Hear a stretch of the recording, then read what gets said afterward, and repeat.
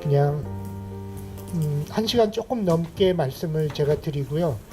그 다음에 이제 질문을 해주시는 거에 바탕해서 그걸로 말씀을 좀 더 드리는 게 좋을 것 같습니다. 그래서 4차 산업혁명 때에서 기본소득이 왜 필요하냐라고 할 때 저는 세 가지로 나눠봤습니다. 하나는 일자리가 감소하냐, 이제 이런 문제. 두 번째는 일자리가 불안정해지는가, 이런 문제. 그 다음에 그 인공지능이라는 게 우리의 권리라고 할 수 있을까? 모든 국민의 이 세 가지 주제를 나눠봤습니다.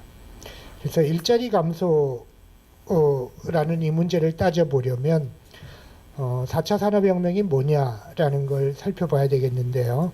사실은 학문적으로 정립된 용어라기보다는 그냥 그 세계경제 포럼에서 이렇게 의도적으로 띄운 그런 문제라고 할 수 있겠습니다. 이런 분류도 학문적으로 정착되어 있는 건 아니고요.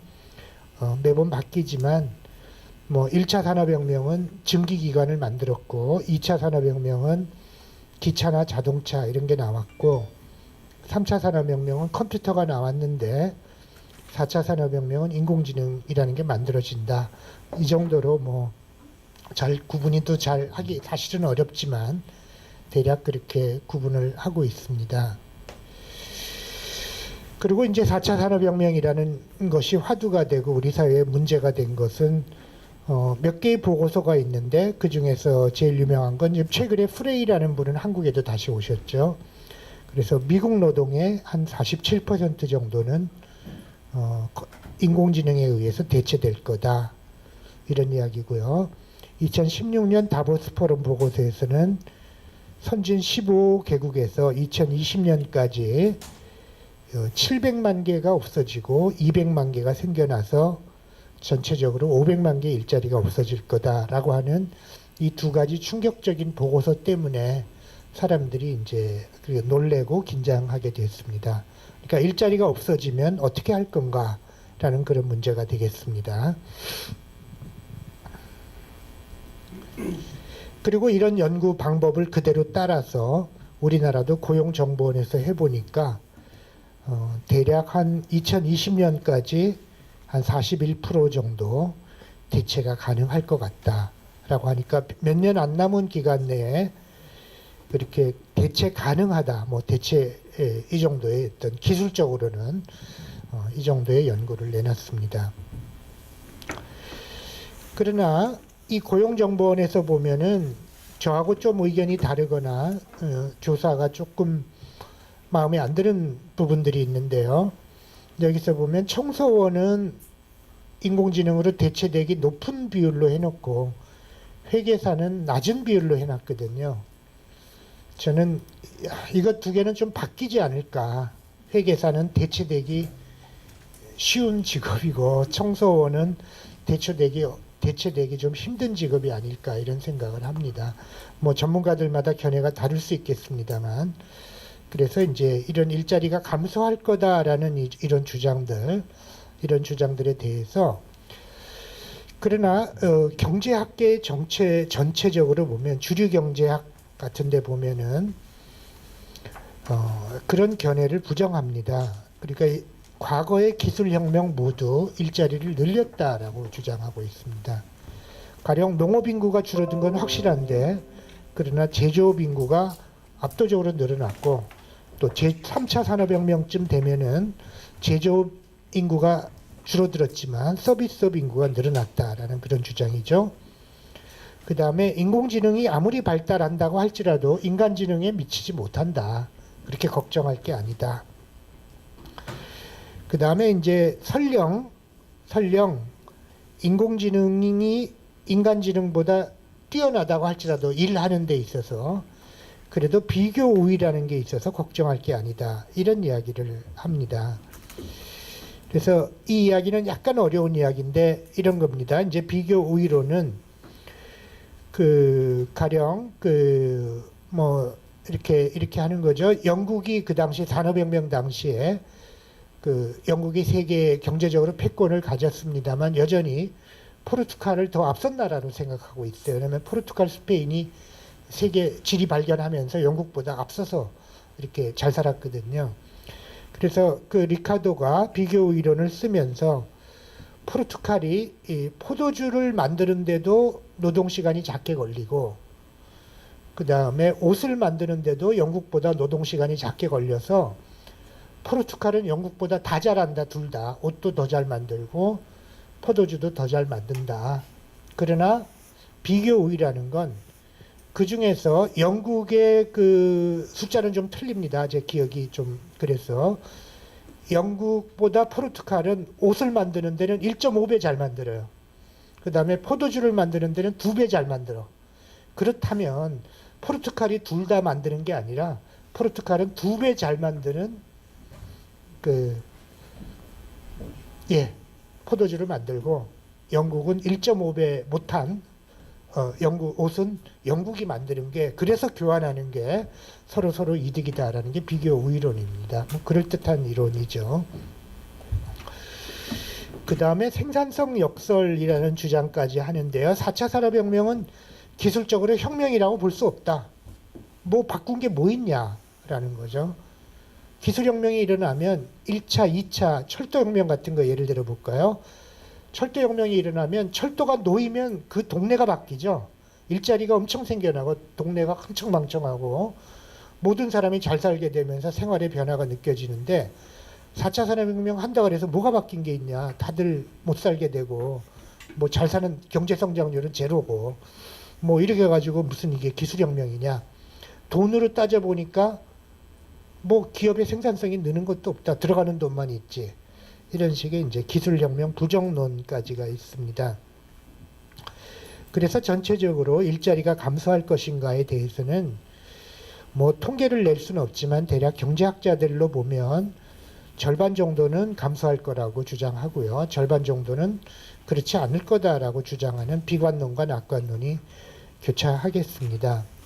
뭐 이런 주류 경제학의 이런 이론들에 대해서 하나하나 비판을 할 수는 없겠습니다만,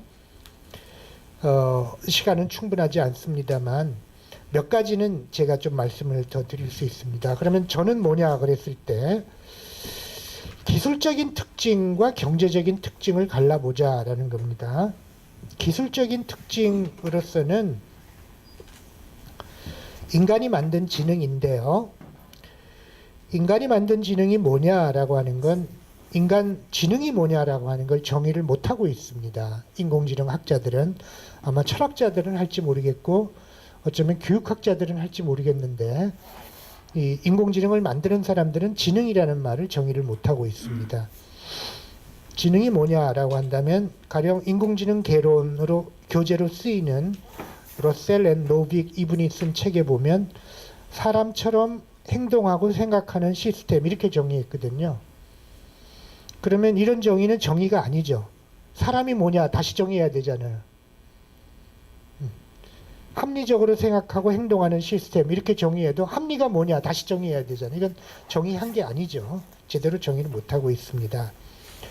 다만 제가 정의를 하자면, 이 인공지능을 보면 새로운 환경입니다. 그러니까 환경이 자기가 이렇게 만들어질 때 환경이 아닌 다른 환경에서 판단할 수 있어요. 얘들은. 그 다음에 인간처럼 학습하고, 인간처럼 이것도 정의하기 어렵지만 학습을 합니다. 그러니까 배울 수 있는 능력을 좀 갖추고 있습니다. 얘들이. 그리고 합리적으로 판단한다. 합리적으로 판단한다는 것은 뭐 목표 달성에 도움이 된다라는 뜻이죠. 걔들의 판단이. 뭐 이렇게 해보면 대략 될 것 같은데 거의 완벽한 게 아니죠. 뭐 그러나 그 환경이라고 하는 것은 한정된 환경입니다. 지금 인공지능은 강한 인공지능이 아니고 약한 인공지능으로서 많은 작업 영역을 하라 그러면 못합니다. 그러나 특정한 작업 영역을 하라 그러면 아주 잘하죠. 예를 들면 알파고가 이렇게 바둑돌을 어디다 놓으면 좋을지를 판단해라 라고 작업 영역을 한정해주면 인간보다 뛰어나게 할 수 있다는 건 입증이 됐습니다. 그러나 동시에 그렇게 판단해서 네 스스로 바둑돌을 바둑판 위에 놔봐라 그러면, 놓아보아라 그러면 그건 아직 안 만들어졌습니다.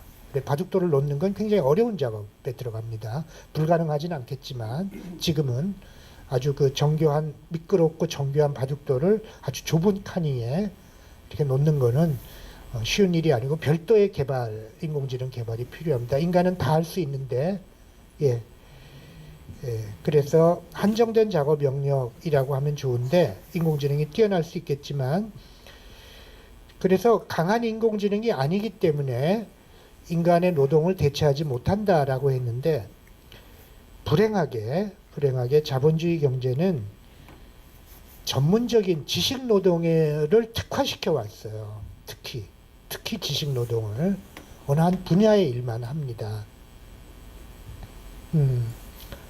뭐 이렇게 그렇게 만들었죠. 가장 비싼 임금을 받는 근로자들은 특정한 일만 하게 그렇게 전문화시켜 왔습니다. 가령 학교라는 현장에서 보면 선생님은 가르치기만 하죠.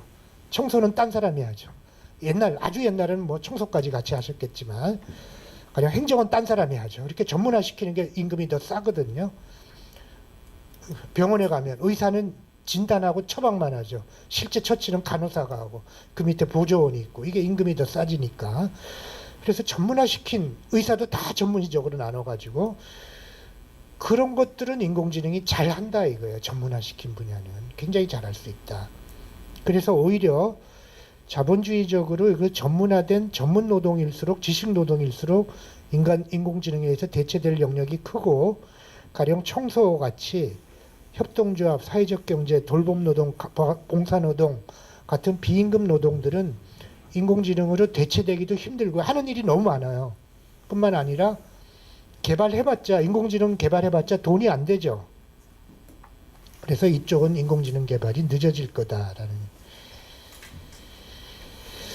그래서 경제적 특징으로 보면은 넘어가겠습니다만, 경제적 특징 중에 중요한 것은 어떤 직업을 인공지능이 대체한다라는 것보다도 그 직업 중에 어떤 작업을 대체할 것을 생각을 해봐야 될 것 같습니다. 어떤 작업의 일부를 대체한다. 그래서 일자리가 몇 개 사라지고 일자리가 없어지느냐가 문제가 아니라, 일자리가 설사 남아있다고 할지라도 그 일자리 중에서 무슨 작업을 인공지능이 대체하냐, 이걸 봐야 될 텐데, 인공지능이 대체하는 작업은 가장 돈이 많이 되는 작업, 임금이 비싼 작업, 아니면 전 세계적으로 한번 대체하면 대체할 수 있는 노동이 워낙 많은 작업, 돈이 되는 작업, 그 작업이 대체될 거다라는 이야기죠.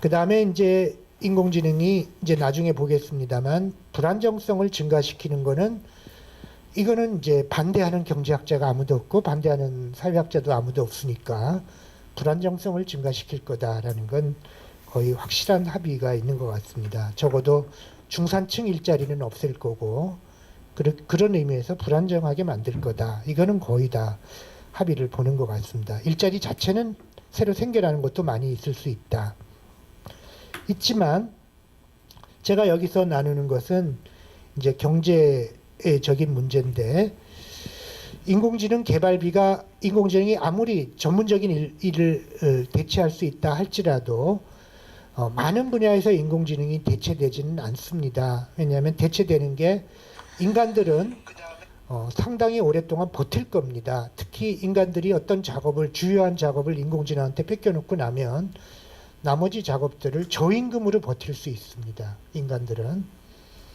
뭐 생존에 필요한 최소한의 임금이라는 건 훨씬 낮으니까요. 그 정도 임금을 낮춰가면서 저임금으로 버티면 인공지능 개발자들의 의욕을 꺾을 수 있습니다. 저임금 때문에. 이제 그렇게 오랫동안 버티면, 그러면 저임금과 인공지능의 경쟁은 제 생각에는 한 10년 정도는 계속될 거다. 그러면 그 사이에 일자리는 없어지지 않지만 임금은 점점 낮아지면서 전반적으로 불안정성이 증가하게 되는 게 결국 4차 산업혁명의 진행이 아니겠냐, 이런 생각을 합니다. 그러나 또 한편으로 이 이야기는 꼭 해드리고 싶은데, 모순적으로 이 4차 산업혁명은 아주 모순적인 어떤 경향을 하나 낳는데요.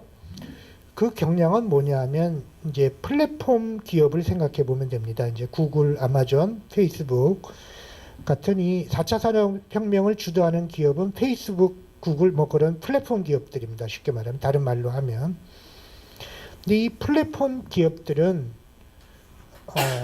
주로 인터넷이죠. 인터넷을 기반으로 한 이 플랫폼 기업들은 과거에 그 거대 독점들이 나왔던 그런 것들과 전혀 다른 특성 기업 전략을 쓰고 있습니다.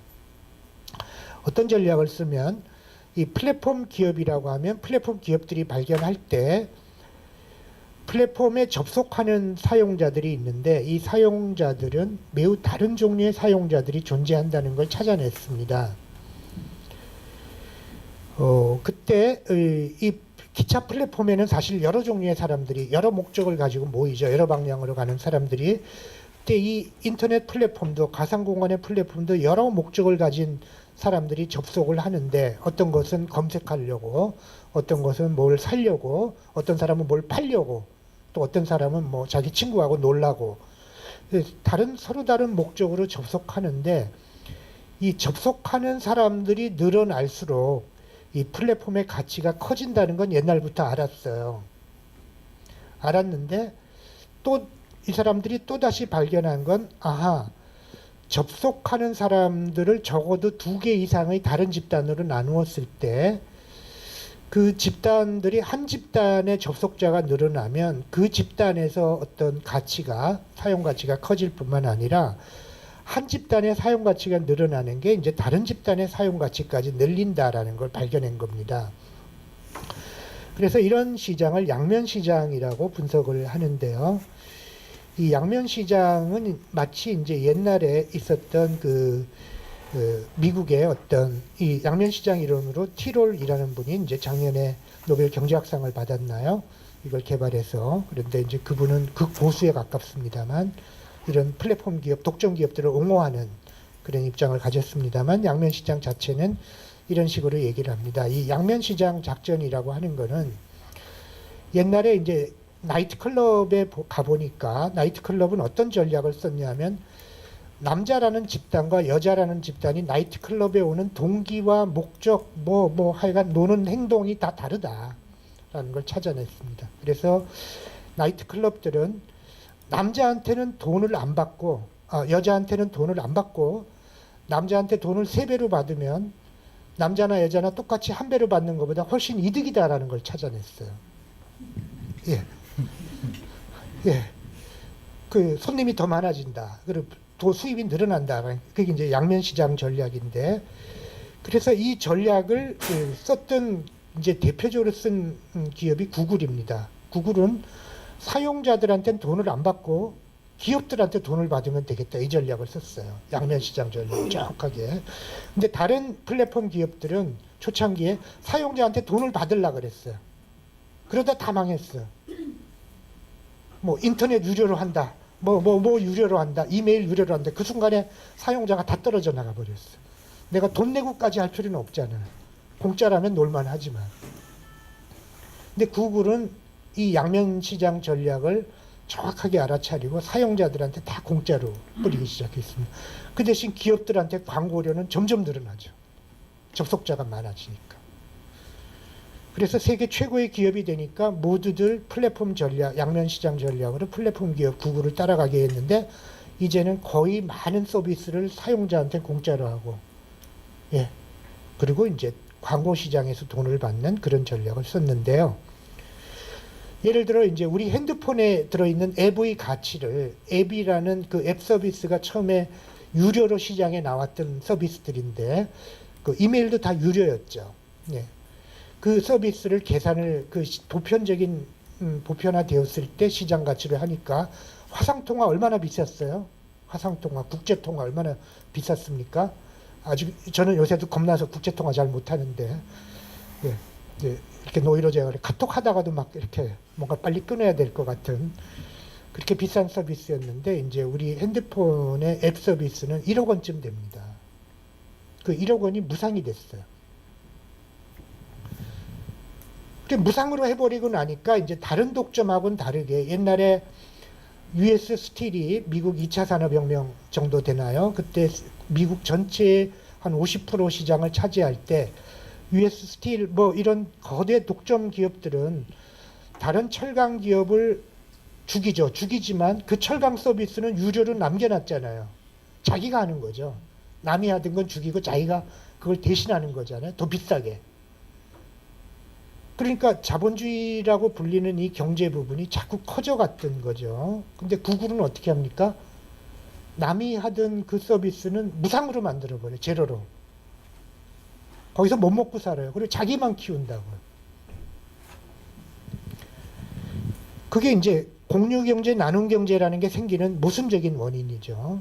그래서 이제 저는 뭐 하여간 전통적인 좌파 비슷하게 저는 이 부분에서 이건 생산력과 생산관계의 모순이 그게 다란다.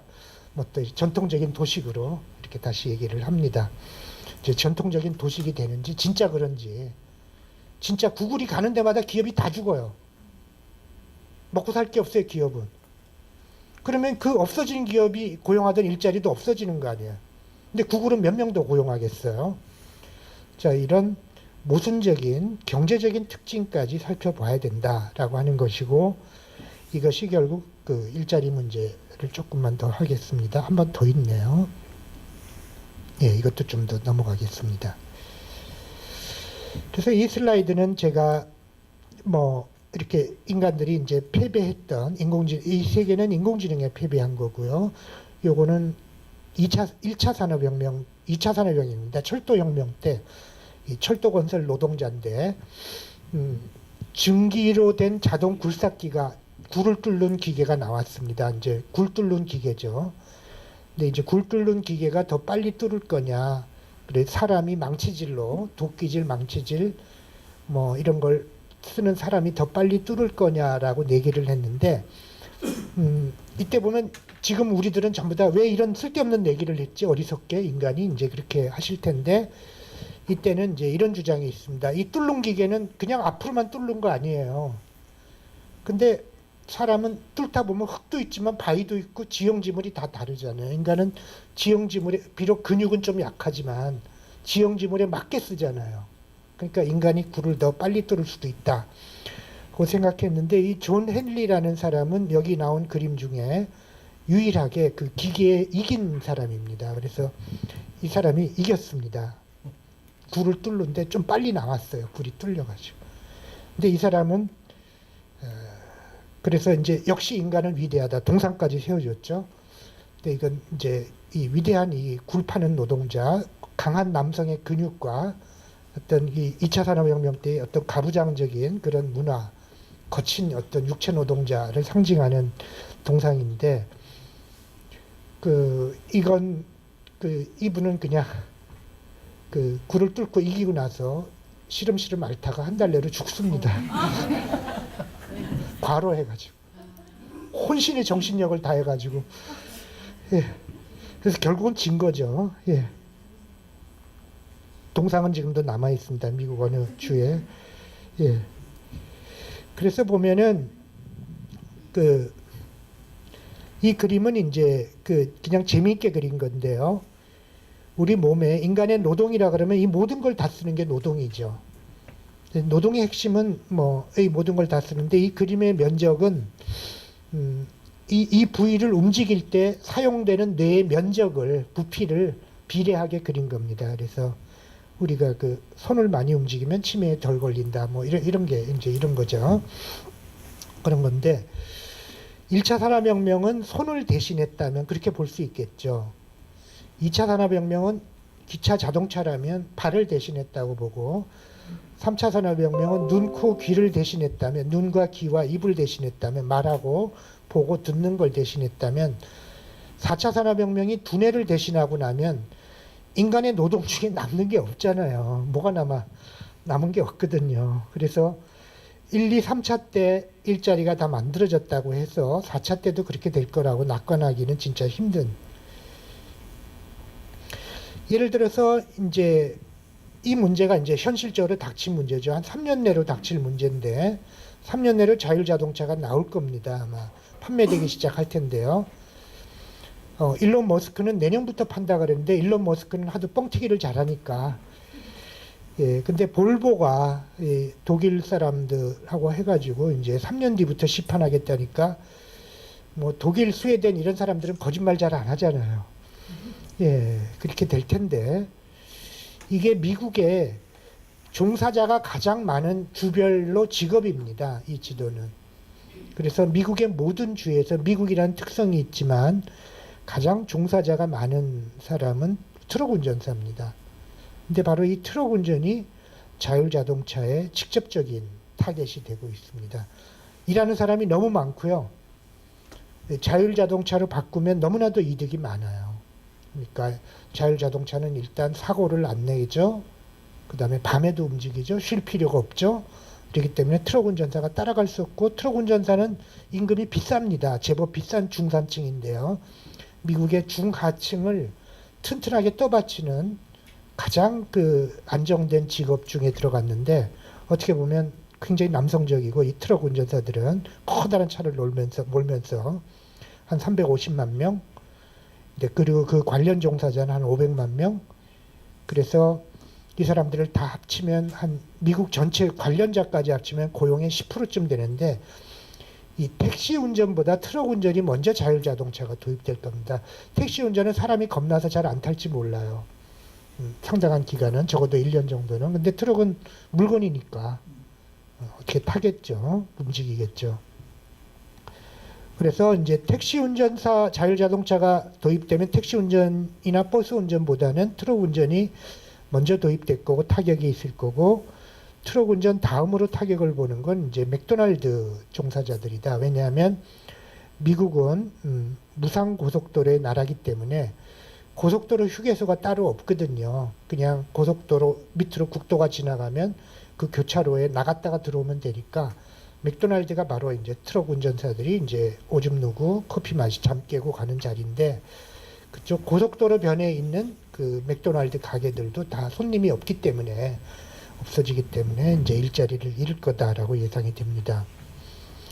물론 주류 경제학자들이 예측하듯이 이 사람들이 없어진 일자리를 이중과 이 없어진 트럭 운전사의 누군가는 새로운 일자리를 찾고 스스로 만들어내기도 할 겁니다만 이 사람들이 트럭 운전처럼 연봉이 좀 괜찮은 그나마 근사한 그 정도면 괜찮은 그런 일자리로 갈 것 같지는 않습니다. 아주 일부는 컴퓨터나 인공지능을 배워서 더 상승하는 경우도 있겠지만 대부분은 그렇지 못하지 않을까 싶습니다.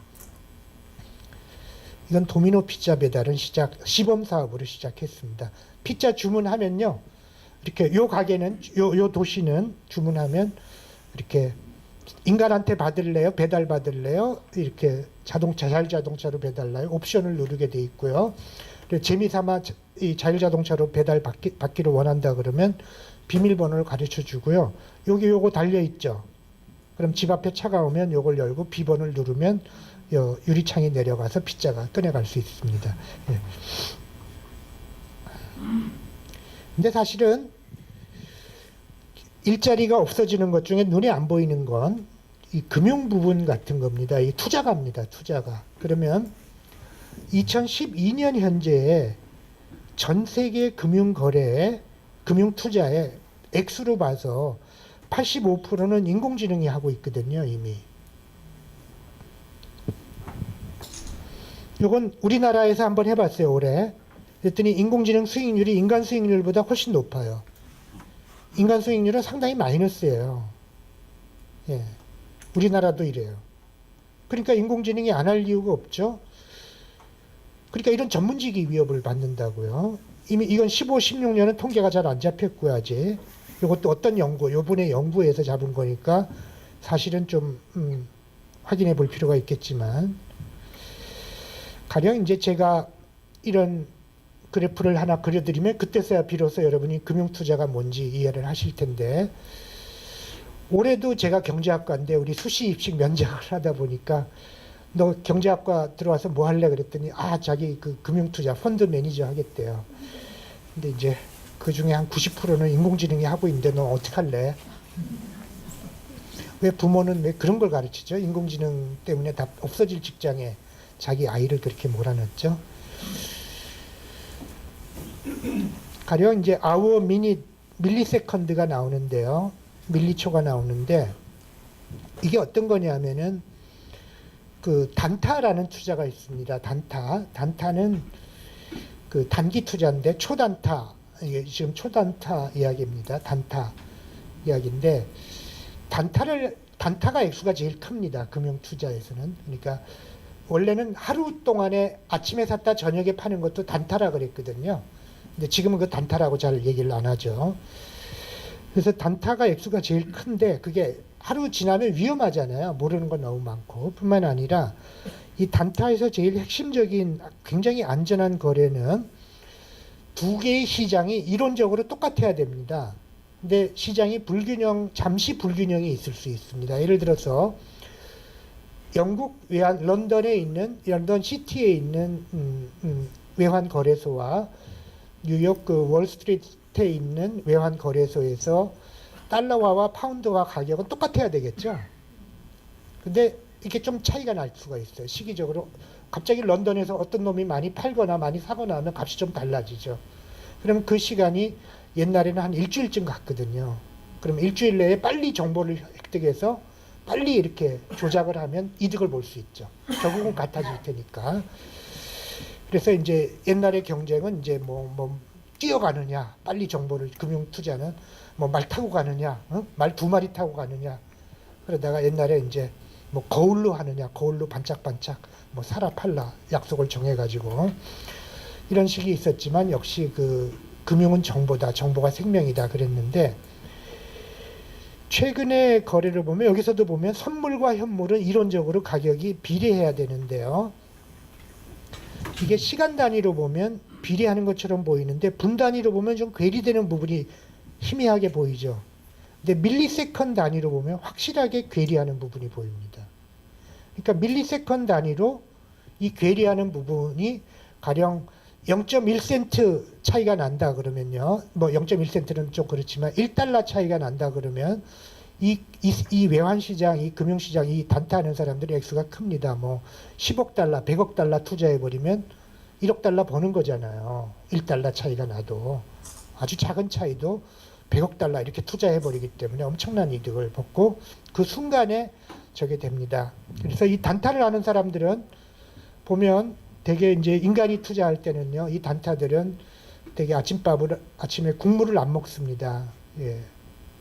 그 옛날 전태일 평전 보면 여공들이 들어갈 때 그 아침에 화장실 자주 가면 언니가 너 아침에 또 국물 먹고 왔지? 그러고 때렸다 그러는데, 혼냈다 그러는데 아침에 국물 먹고 출근하지 말라고. 지금 이 단타하는 사람들은 옛날에 그랬습니다. 아침에 국물 먹고 출근 안 합니다.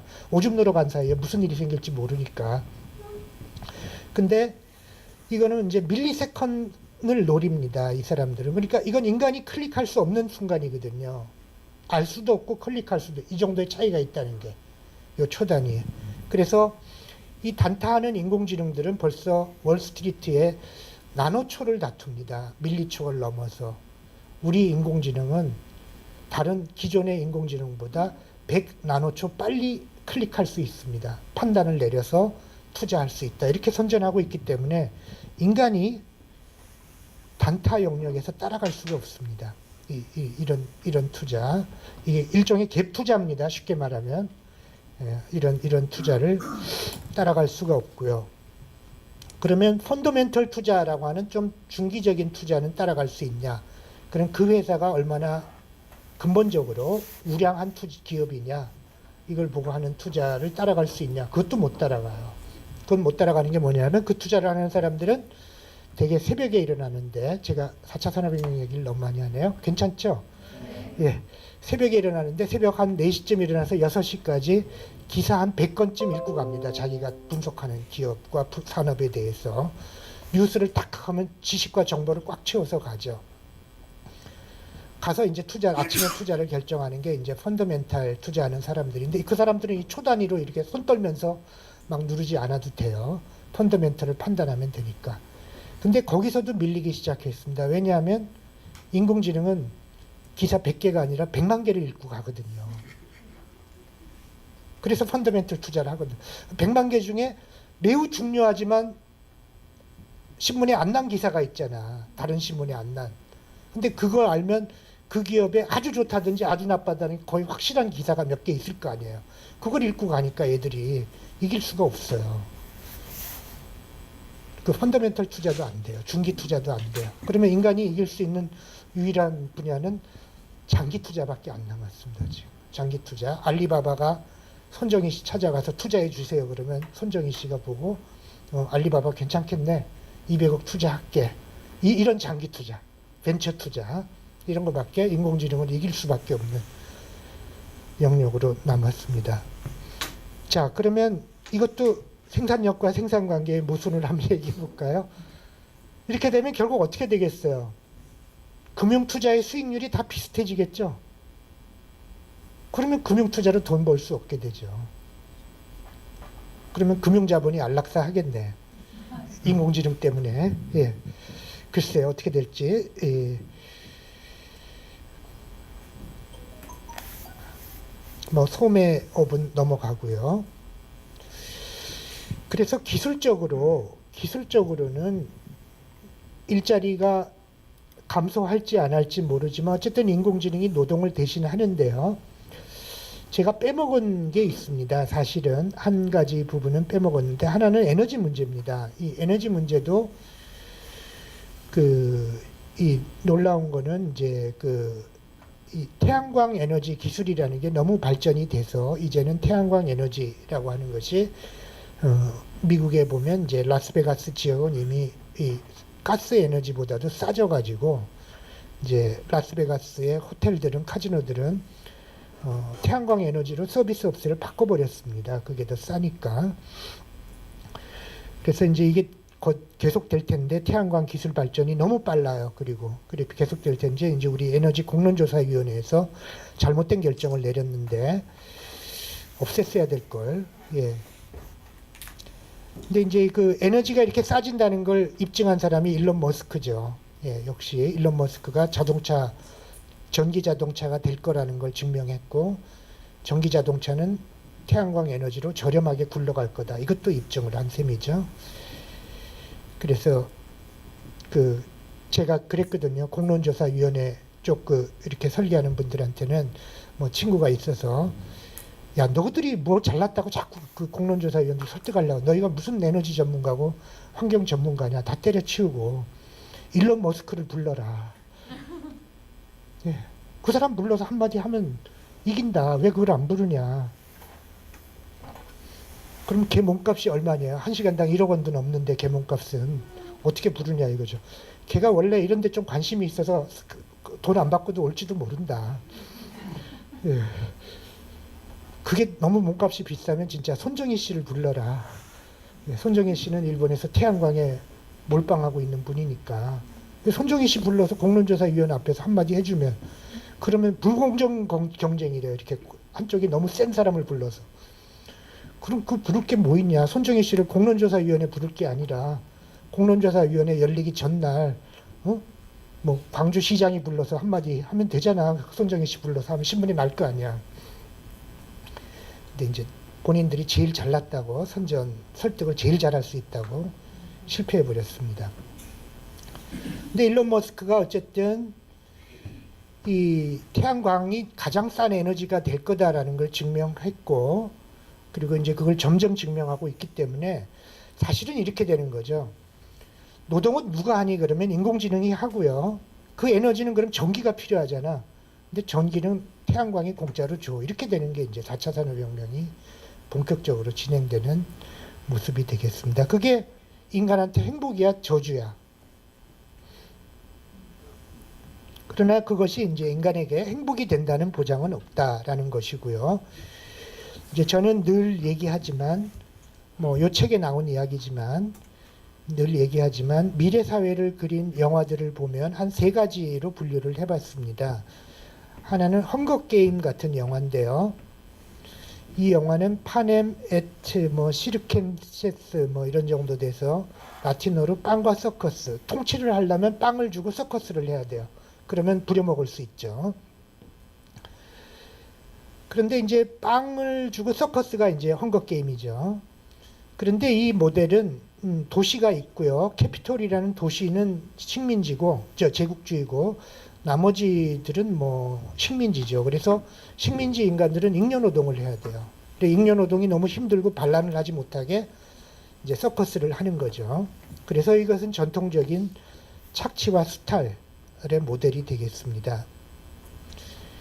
근데 영화 중에 엘리시움이라는 이런 계통의 영화들은 보니까 이 엘리시움은 이제 그리스 신화에서 착한 사람들이 죽어서 가는 곳인데요.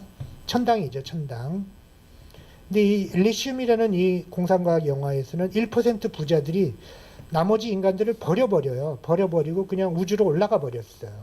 지구 궤도를 돌아버리죠. 인간들 죽일 수는 없고 쓸모는 없고 노동도 필요 없어요. 얘들 먹여줄래니까 돈만 들어. 그냥 버리는 게 나아. 왜냐면 일은 인공지능이 하니까. 죽일 수 없어서 자기들이 떠나버렸어. 잉여노동이 필요 없고 배제된 모델인데 이게 가능해진 세상이다. 인공지능이 노동을 할 수 있다는 세상은 이런 것이 가능해지는 세상이다.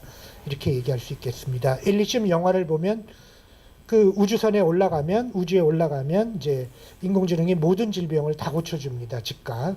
근데 밑에서는 병을 못 고쳐서 이제 그 주인공의 그 어린이들이 죽어가죠. 이제 그런 고칠 수 있다는 걸 알지만 올라갈 수 없기 때문에 이제 죽어가는 이제 그런 모습을 그렸는데 이제 반대 그러니까 두 가지 새로운 어떤 디스토피아가 존재할 수 있다. 배제되는 모델 그런 것들이 이제 등장을 했고 잉여 노동도 필요 없어요. 그러면서 이제 그러나 어떤 유토피아가 있다면 스타트랙을 보시면 된다. 그래서 스타트랙은 스타트랙의 그 영화에는 잘 안 나오는데 약간 나오긴 하지만 스타트랙의 드라마를 보면 저는 다 보지 않았는데 본 사람한테 얘기를 들은 거예요. 드라마를 보면 스타트랙의 이제 혁신 장비가 그 텔리포터 싹싹 움직이는 거하고 이 레플리케이터가 있습니다. 레플리케이터는 3D 프린터예요. 3D 프린터가 나오기 전에 스타트랙에 먼저 상상이 됐죠. 그래서 필요한 물건을 즉석에서 원소를 합성해서 프린트해내는 겁니다. 그래서 스타트랙에 보면은 이제 그 드라마에 보면은 3D 프린터로 커피를 프린트했어요. 그런데 커피 잔과 커피 액을 같이 프린트해요. 예, 그래서 마시는 이제 그런 모습이 나오는데 모든 물건은 인공지능이 즉각 그 만들어내니까 인간의 노동은 당연히 필요 없죠. 노동할 필요가 없죠. 물건을 만들기 위해서 필요가 없고 그렇기 때문에 인간이 하는 유일한 일은 트래킹이죠. 스타, 별들을 트래킹하는 일만 하면 됩니다. 물론 정치도 해야 돼요. 정치도 하고 트래킹도 해야 되고 나쁜 놈은 죽여야 되고 예, 정치하고 트래킹하는 게 인간의 일인데 공유 모델이죠. 그리고 스타트랙의 드라마 중에 보면 24세기가 되면서 화폐를 쓰지 않게 됐습니다. 아니 물건 즉석에서 프린팅하는데 무슨 화폐가 사지 않잖아요. 진짜 프린팅해서 쓰니까 화폐가 필요 없고 화폐는 미개한 행성에서만 화폐를 씁니다. 그래서 어떤 인공지능의 산물을 공유하고 인간들은 다른 일을 찾아 나가는 트래킹이라는 그런 모델인데 사실은 우리가 고민해 봐야 될 어떤 이 세 가지 중에 어떤 요소들이 섞여서 미래가 생길지 모르겠다라고 하고 경제학자들의 절반은 일자리가 없어지지 않을 거다라고 주장하지만 막상 인공지능을 만드는 사람들은 일자리가 없어질 거다라고 확실하게 움직이고 있습니다. 주커버그가 그렇고요. 이건 주커버그 친구죠. 예, 페이스북 공동 창업자인데 이 사람은 좀 더 강력한 지지자고 이 사람이 자기 친구를 설득했어요. 요 주커버그를. 휴즈는 이제 나는 내 재산이 하룻밤새 딱 상장하는 날 하룻밤에 내 재산이 조 원이 됐다. 상장되는 순간에. 근데 우리 중산층은 40년 동안 실질소득이 전혀 늘지 않은 이런 세계가 유지될 수 있을 거라고 보지 마라. 이제 뭐 이런 이야기죠. 그래서 올트만 이 사람은 발음을 올트만이라고 하더라고요. 샘 올트만 이 사람은 자기 돈으로 이제 투자를 시작했습니다. 이 사람이 이 사람 요번에 발표할 때 보니까 어릴 때 제일 좋아했던 드라마가 스타트랙이고요. 예, 그 다음에 자기는 유토피아 과학기술 공산주의 이걸 꿈꾸는 사람이래요. 과학기술로 공산주의를 만들 수 있다. 기술의 발전으로. 나이는 지금 85년생이니까 85년생인데 자기 회사 재산은 한 80조 원, 요새 좀 넘었어요. 100조 원 정도 되네. 그래서 이제 실험을 자기 돈으로 하고요. 일론 머스크는 역시 기본소득은 필연이 될 거다라고 그렇게 이 IT 업계에서 가장 존경받는 사람이죠. 여러분들 그 일론 머스크를 혹시 그 이렇게 경제 쪽에 남자들은 잘 아는데 혹시 여자들이 잘 모르시면 이렇게 이제 아이언맨의 모델입니다. 이 사람이 발명가니까 그렇게 되고, 이 사람은 화성으로 가서 화성 식민지 개발이 마지막 생애 목표입니다. 그래서 화성에 가서 식민지 개척하다가 죽는 거죠. 인간이 살 수 있는 환경을 만들다가. 그래서 그 스페이스X 인공위성 쏘는 것도 성공했고 이것도 성공했다고 보고 이것까지 성공했습니다. 지금 땅굴도 뚫고 있고요. 하이퍼루프도. 인공지능은 오픈소스로 해야 된다. 이런 데 투자를 많이 했습니다. 그래서 독점하면 안 된다. 인공지능은. 자, 머스크는 많은 얘기를 했고, 자, 그러면 이제 양극화 문제가 되는데, 이 양극화는 뭐 이렇게 생산성이 이렇게 올라가는데 실질 임금은 정체돼 있다. 한 40년 동안. 이런 통계는 너무나도 많죠. 중산층 일자리는 줄어들고 회색이고 고소득층과 저소득층만 늘어난다. 이것도 뭐 거의 경제학자들이 다 합의하는 사실이고요. 이것도 그렇고 이것도 똑같은 그래프들입니다. 이 제로 아워 컨트랙트라고 하는 것은 우리나라의 불안정 노동자는 대표적으로 특고라고 많이 불리죠. 특고, 특수고용직 뭐 이렇게도 많이 불리는데, 영국의 사실은 노동자인데 그걸 다 자본가로 쳐줘요. 웃기는 통계죠. 웃기는 노동 정책이죠. 영국의 경우에는 유명한 악명 높은 것들입니다. 그런 것들이 제로 아워 컨트랙트라고 하는 계약이 있는데요. 이거는 어떤 회사에 내가 컨트랙트를 갔는데 이 영국은 주급을 받는데 내 주급이 얼마일지 모릅니다. 왜냐하면 내 노동시간이 안 정해졌으니까. 취직은 했는데요. 노동시간은 어떻게 정해지냐면 이제 어느 날 아침에 일어나면 문자가 옵니다. 오늘 3시간 노동할 수 있는데 너 할래? 예스 하면 노동하는 겁니다. 그럼 3시간 오늘 하고 3시간 최저임금 받는 거죠. 그렇게 하면 주급이 얼마인지 모르잖아요. 그게 제로 아워 컨트랙트인데, 제로 아워 컨트랙트로 일하는 사람이 이제 15년에 한 80만 명 정도가 됐다. 지금은 한 100만 명이 넘었을 것 같다. 라는 식의 불안정 노동의 대표적인 모습이 되겠습니다. 그래서 이제 그런 경우가 이제 인공지능 보스입니다. 그렇죠? 인공지능이 나한테 문자 보내는 보스예요. 나는 인공지능 밑에서 노동하는 근로자가 됩니다. 근데 이 인공지능 보스는 점점 똑똑해집니다. 이제 똑똑해져요. 예. 내가 한번 노 하잖아요. 그럼 나중에 유리한 취업 기회, 임금이 좀 센 거, 이런 건 나한테 안 줄지도 몰라요. 그 다음에 인공지능 보스끼리 다 통할 거 아니에요. 업계 전체. 나를 블랙리스트에 올려서 나는 영원히 다른 직업의 일자리가 없어질지 몰라. 그러면 인공지능 보스가 너 일할래? 점잖게 물으면 노 못합니다 하면 큰일 납니다. 얘가 나를 어떻게 대할지. 예. 그러면 노동자는 어떻게 해야 돼요? 노동자는요, 제가 제안을 하나 해볼까요? 민주노총 없애버리고 인공지능 노동조합을 만들어요.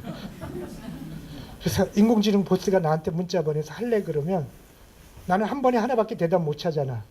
그러면 내 노동조합은, 인공지능 노동조합은 한 100여 건을 다 동시에 검색해. 조건을 다 짜져서 가장 유리한 걸 찾아줘요.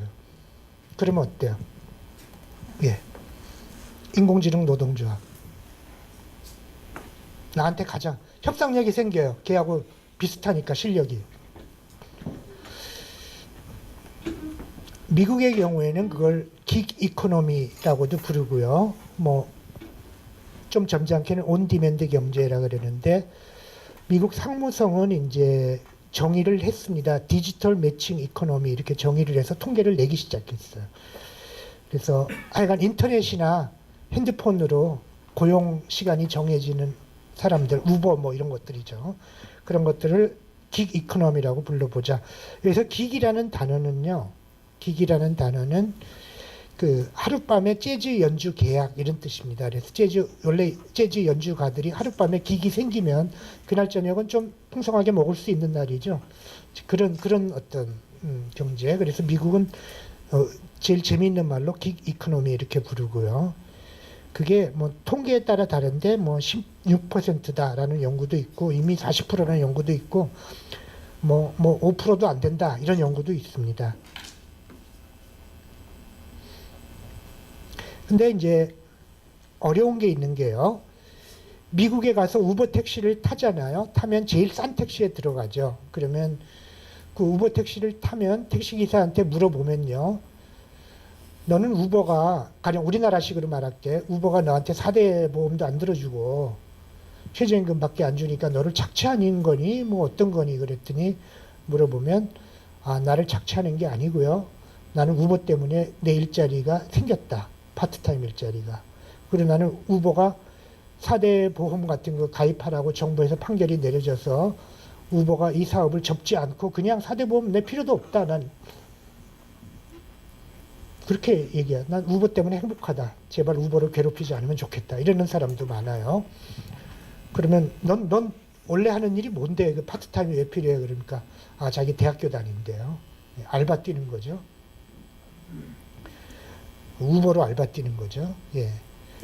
그러니까 이것도 함부로 정규직화 하는 게 이제 답은 아닙니다. 이제 이런 경우에는 어쨌든 이거는 뭐 막을 수 없는 길로 점점 커지고 있는데 임금 격차는 절반이고요. 우리나라는 정규직 비정규직이. 그다음에 이것도 뱀의 입처럼 계속 벌어지는 자본소득은 자산소득은 점점 커지는데 부동산, 금융, 노동소득은 점점 줄어진다. 그다음에 이것도 최근에 제가 재미있는 통계로 집어넣었는데 1940년대는 40년대 태어난 아이들은 92%가 부모보다 잘 살았대요.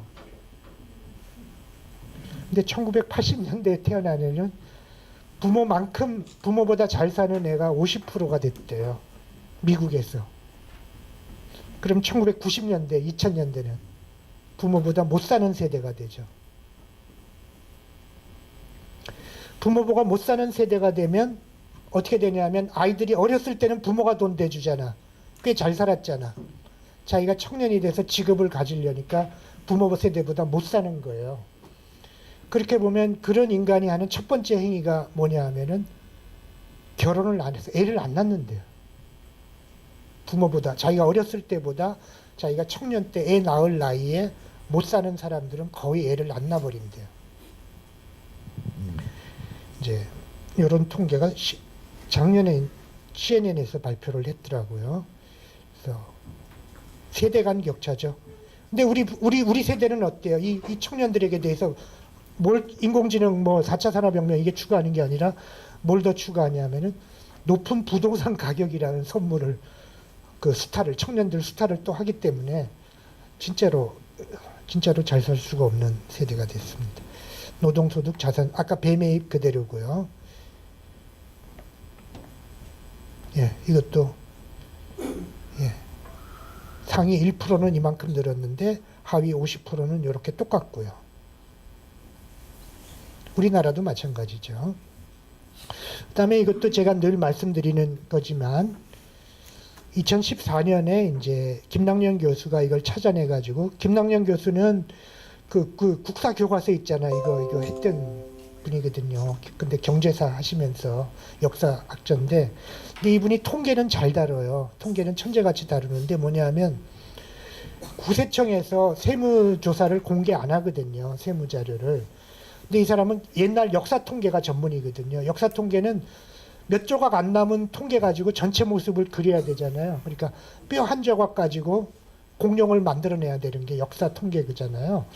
그러니까 이 사람이 국세청에서 발표한 몇 개 안 되는 조각 가지고 우리나라 전체 모습을 그려냈는데 이게 사실에 가까운지 국세청에서 반박을 못하고 있던 통계예요. 그게 뭐냐면 어느 한 해에 2010년경에 우리나라 소득자, 이건 취업자가 아닙니다.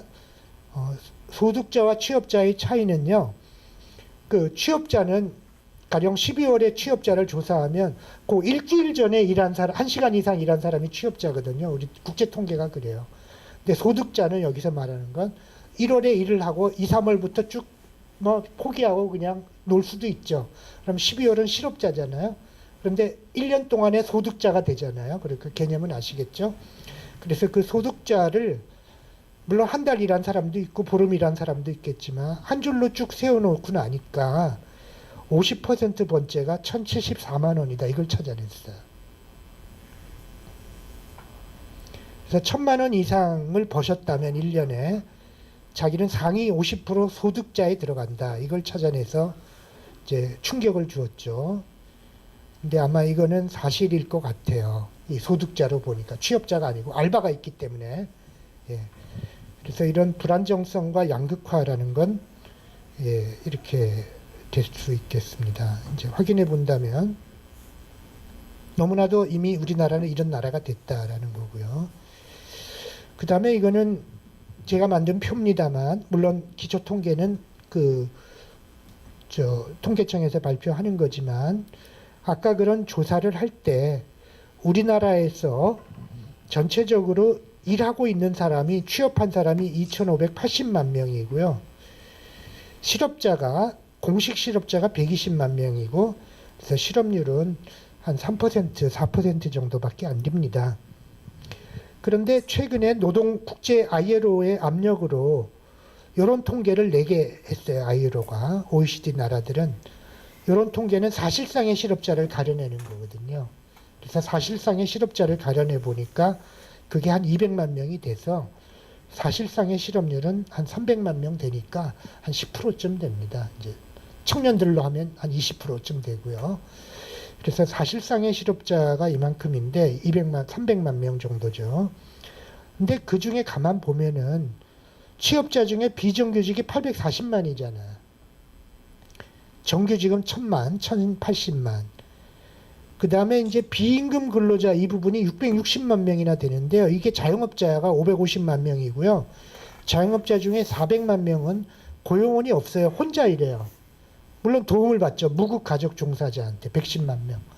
그래서 사실은 불안정 노동자를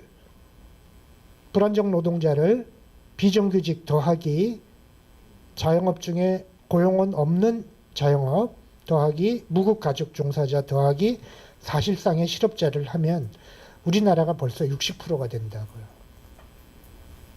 세계에서 가장 불안정 노동이 많은 나라죠, 이미.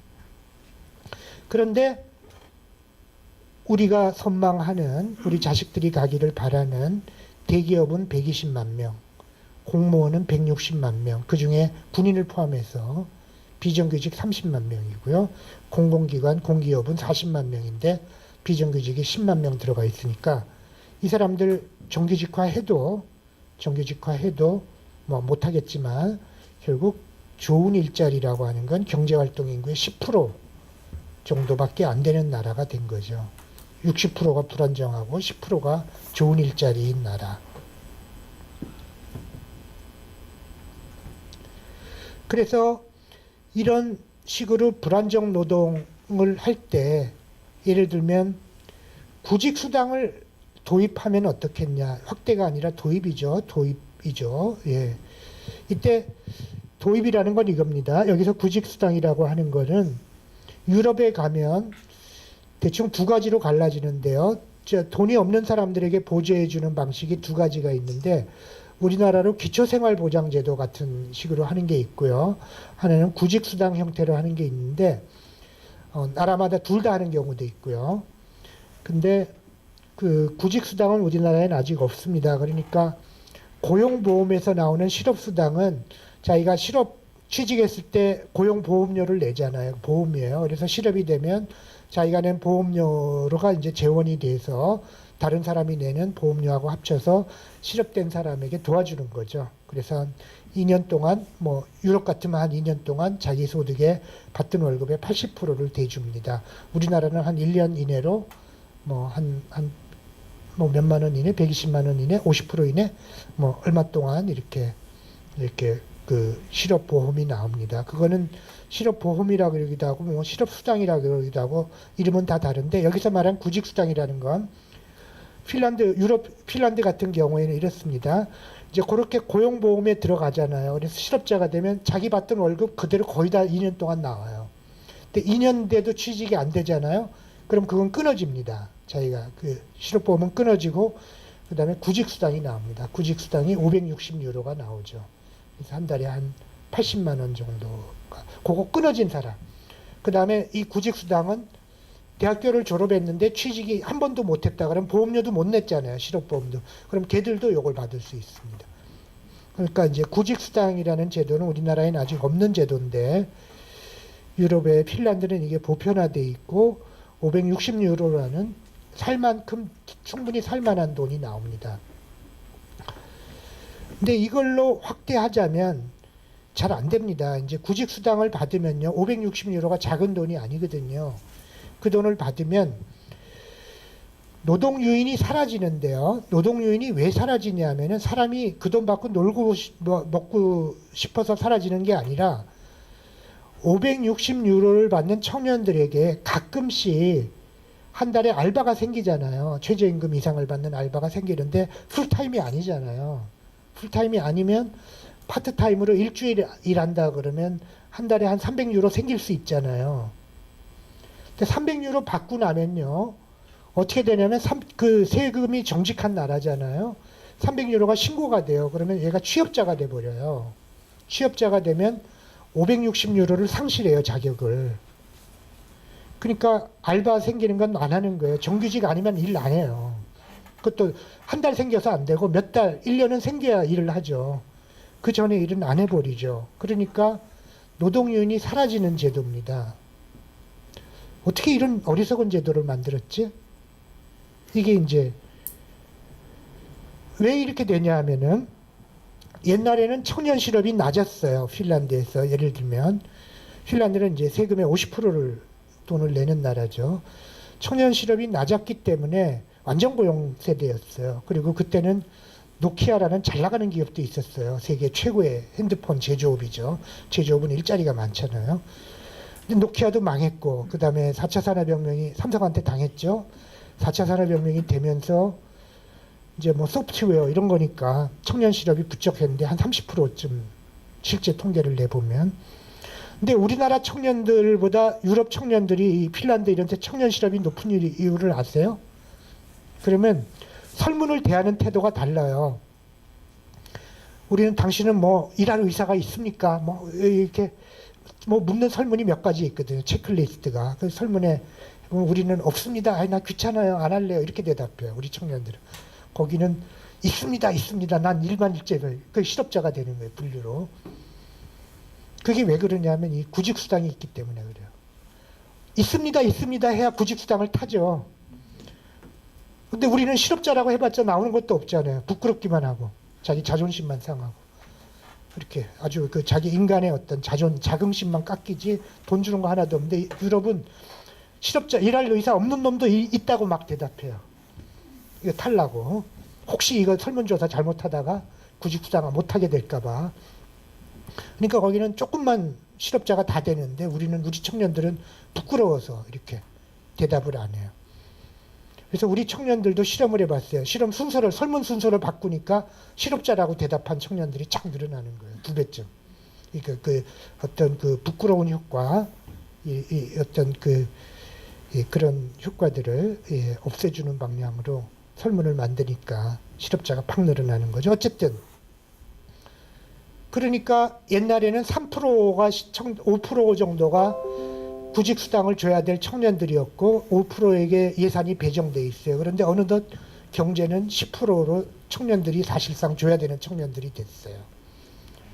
그렇게 되니까 10% 청년들이 되니까 점점 많은 청년들이 하니까 그때쯤 되면 이제 3차 산업혁명이 되면서 신자유주의가 등장하게 됐어요. 그래서 신자유주의가 등장하면서 이 청년들에게 이제 강한 이렇게 일자리 심사를 요구하게 됐습니다. 그래서 일을 해야 되고 일을 할 의사를 분명히 보여야 되고 그다음에 가장 강력한 건 일을 실제로 해야 돼요. 뭐냐면 공무원들이 이제 일자리를 이렇게 그러니까 핀란드에서 예산은 5%인데 10% 신청하면 어떻게 선별하겠어요? 그래서 선별하는 공무원은 죽어납니다. 그 항의 안 받겠어요?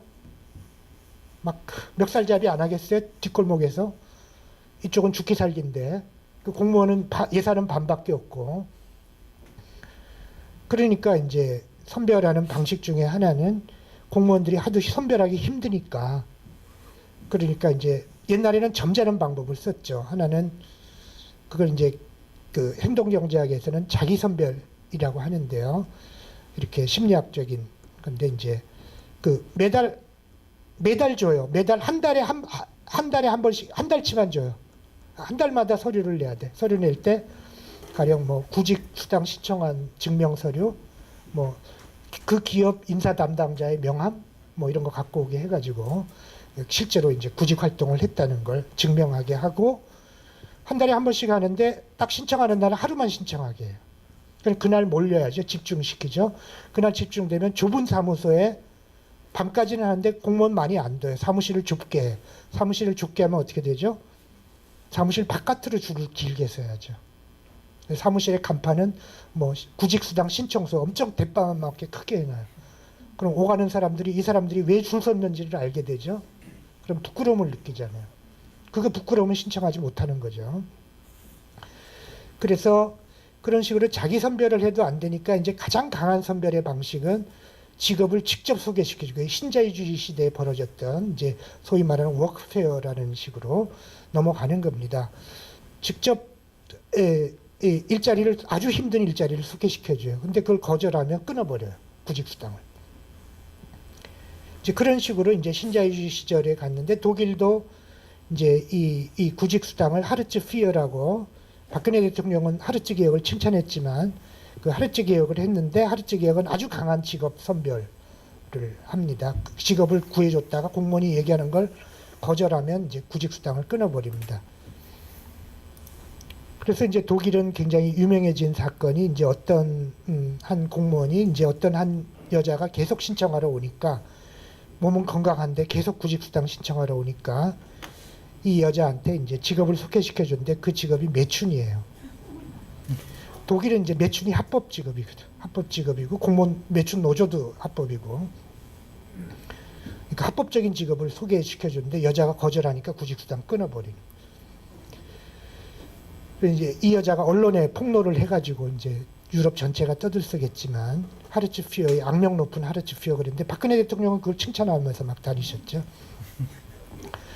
근데 어쨌든 간에 이렇게 선별을 하다 안 되니까 이제 핀란드에서 이 실업자가 청년 실업이 더 늘어나니까 어떻게 20%까지 그냥 구직수당 줄까요? 너그럽게 선별 좀 작게 하고 그러면 20% 진짜 놀고 먹는데 어떻게 해요?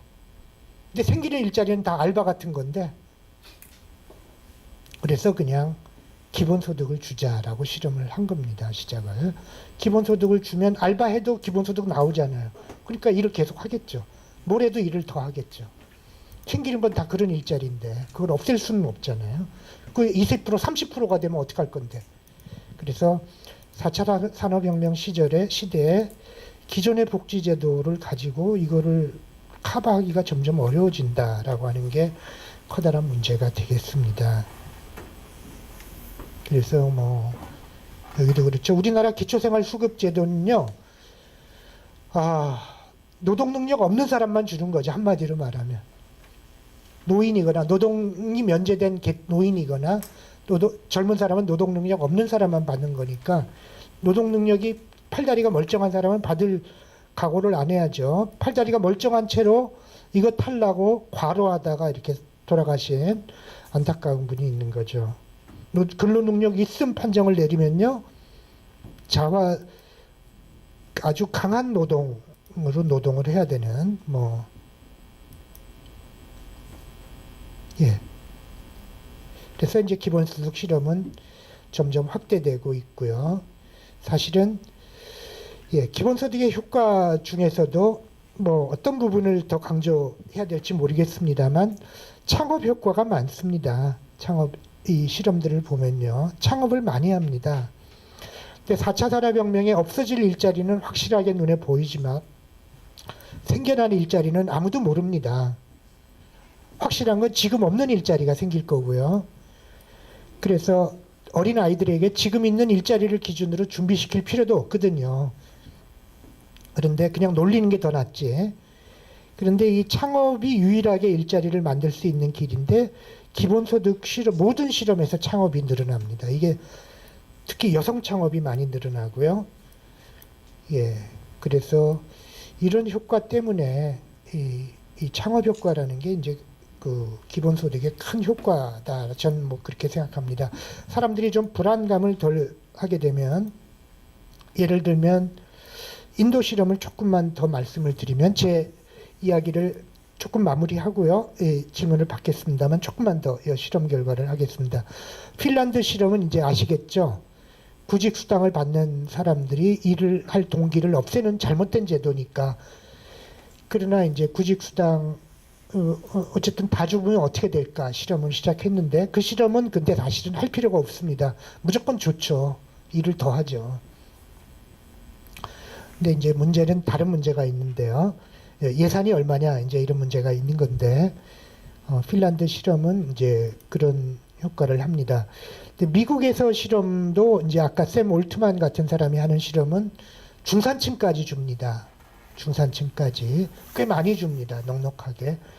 그래서 중산층이 한 달에 한 1,000불씩 받으면 놀고 먹을까 아니면 일을 그만둘까 뭐 이런 실험입니다. 1인당. 그러니까 그거는 꽤 큰 돈이니까 어떻게 될지 이제 주고봐야죠. 그런 실험을 하는 건데, 그 모든 실험에서 인도 실험의 특징은 인도의 가장 가난한 사람만 줬습니다. 근데 가난한 사람만 줬지만 그 동네 사람 전체를 줬거든요. 선별해서 실험 대상자를 이렇게 랜덤하게 표본 추출해서 준 게 아니고요. 그 마을 사람 다를 주니까 그 마을 전체가 어떻게 움직이는지를 좀 보게 된 게 이제 인도 실험의 장점입니다. 그러니까 거시경제 효과, 소위 말하는 사회 경제적 변수가 바뀌는 효과, 이런 것들을 볼 수 있었는데, 여기선 창업을 썼습니다만 이 인도 실험을 할 때 가장 큰 비판은 기본소득을 주면 기본소득 액수는 인도의 1인당 국민소득의 3% 정도, 우리로 보면 뭐 한 달에 한 10만 원 정도, 이 정도 금액을 줬는데 이 3% 정도 준 GDP의 3% 정도를 갈라준 이 실험에서 그 마을 사람들의 반응 중에, 물론 경제적인 건 아주 많았습니다만, 그 실험의 가장 큰 비판은 그 인도는 특히 그 술을 많이 먹나 봐요. 이상하게. 그래 술을 먹고 이제 가정폭력 이런 게, 가부장제도, 인도의 그 그 성폭력 이런 게 큰 문제가 되는 나라잖아요. 가부장이 너무 발달돼서 이제 그런 게 큰 그 마을에서 술을 먹을 거다라는 게 이제 큰 비판이었는데, 그래서 이 실험자들은 술에 대해서 철저하게 조사를 했습니다. 술 소비에 대해서. 술 소비가 늘었나 줄었나 철저하게 조사를 하고 심층 면접을 다시 했고요. 그때 이 기본소득을 준 마을은 술 소비가 아주 크게 감소했습니다.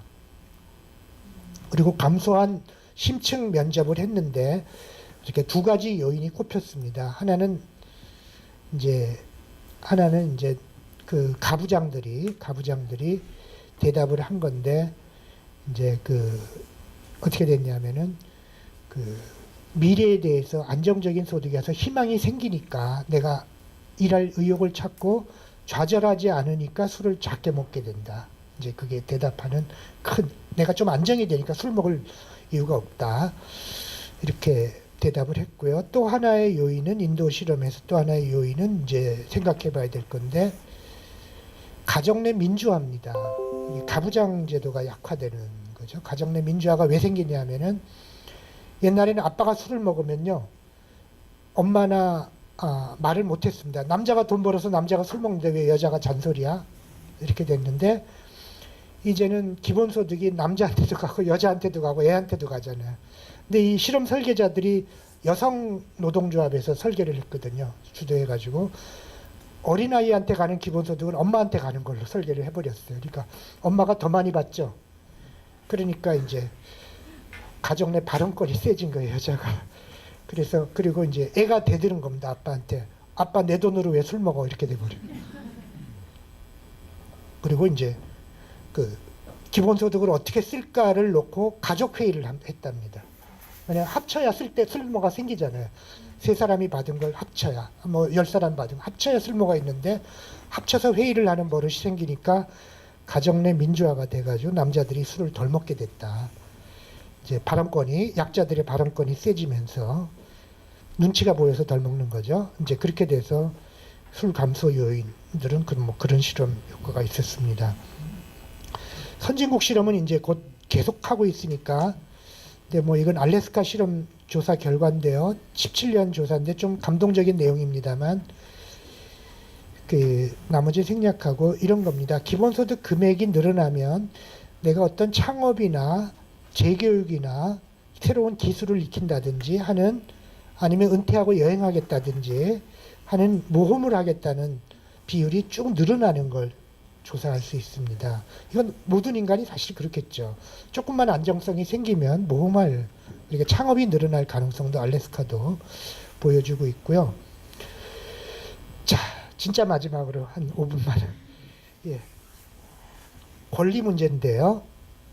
허버트 사이먼이라는 이제 제가 존경하는 분이 있습니다. 이분은 그 노벨 경제학상을 받았지만 아까 말했던 그 교과서에도 그렇습니다만 인공지능의 아버지로 불리고 인공지능을 직접 프로그램을 만든 사람입니다. 그리고 인공지능이라는 말을 만들어낸 워크샵을 세계 최초로 한, 인공지능에 관한 세계 최초의 워크샵이 미국 다트머스 대학에서 열린 워크샵인데요. 그때 인공지능이라는 말을, 그때 워크샵의 창립 한 10사람 중에 한 사람입니다. 그래서 그러니까 그 컴퓨터 프로그램도 하고 경제학도 하고 별걸 다 한 사람이죠. 이분이 돌아가시기 좀 전에 노벨 경제학상을 받고 나서 경제활동을 통해서 버는 소득의 90%는 다른 사람의 지식을 활용한 대가다, 이렇게 말을 하면서, 그래서 90%의 소득세가 정당한 소득세인데 이 인센티브를 주기 위해서 70% 정도의 세율로 과세해서 기본소득을 나누어 갖자, 이런 과격한 제안을 했습니다. 이분은 체계적으로 몇 번 더 했는데요, 이런 발언을. 예, 그러니까 지식이라는 게 다른 사람의 거다라는 거죠, 기본적으로 90%는. 그리고 돈벌이도 지식으로 하는 거다.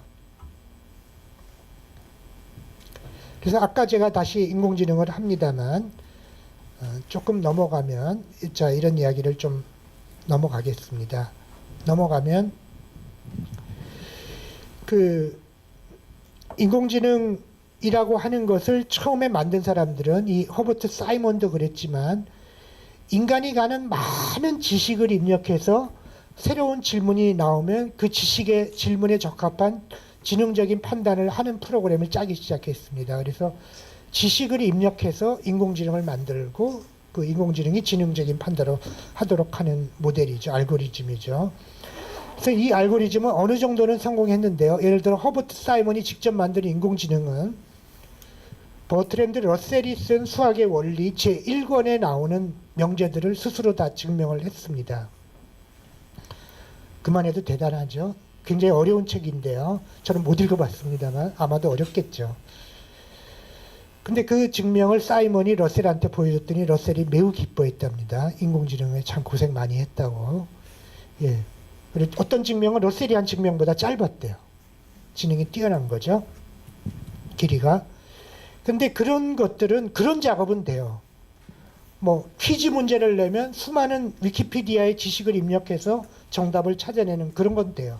그런 건 되지만 그런 지식을 입력해서 지능을 만들어내는 그 알고리즘은 계속해서 그런 문제 아닌 건 안 돼요. 아무것도 안 돼요. 가령 남자와 여자가 뭔지, 개가 뭔지 전혀 구별, 사람이 뭔지 개가 뭔지 구별을 못 해요. 그래서 털이 많이 달린 개를 보여줬더니 그 사진을 보여주고 개를 훈련시켰더니 뭐 어떻게 대답을 해요? 그 누구예요? 그 반지제왕에 나오는 할아버지 마법사. 네. 그 사람을 개로 판단하는. 그러니까 도저히 인간이 같은 어린아이가 한두 번 보면 판단할 수 있는 지능을 못 갖는 거예요.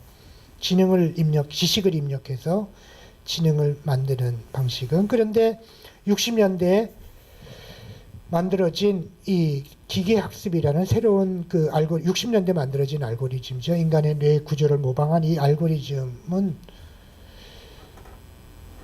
거기다가 데이터를 입력해서 지능을 만들어내는, 그냥 사진을 많이 보여주고 사진을 구별하게 하고, 그런 지능이 60년대부터 30년 동안 그 지능으로 인공지능을 만드는 사람은 다 실패했어요. 그거는 아주 나쁜 알고리즘이에요. 이 딥러닝이라는 이 뉴럴 네트워크라는 알고리즘인데, 인간의 신경망 알고리즘은 아주 나쁜 알고리즘, 성능이 아주 떨어지는 알고리즘으로 30년 동안 빛을 못 봤는데, 1990년부터 이 뉴럴 네트워크, 이 알고리즘이 빛을 발하기 시작합니다. 그리고 2000년이 되니까 더욱더 발하고요. 2005년, 10년이 되니까 인간의 지능처럼 돼버렸습니다. 그럼 똑같은 알고리즘인데 왜 됐냐 이거예요. 왜 됐냐 그러면 90년대부터 뭐가 있었냐라고 보면 90년대부터 인터넷이 쓰기 시작했거든요. 인간들이. 인터넷에 뭐가 있냐? 데이터가 있어. 아무도 원하지 않았지만 수많은 데이터가 쌓이니까 그거 그냥 쫙 긁어서 알고리즘에 집어넣었더니 얘가 인간처럼 똑똑해져 버린 거예요. 그래서 지금의 신경망, 그 기계학습 혹은 그 딥러닝이라는 이 알고리즘은 데이터를 넣어서 지능을 만드는 알고리즘인데, 이게 각광을 받습니다. 물론 이제 알고리즘은 데이터와 지식을 사실은 같이 좀 넣긴 합니다. 아주 섞는데 데이터가 중심입니다.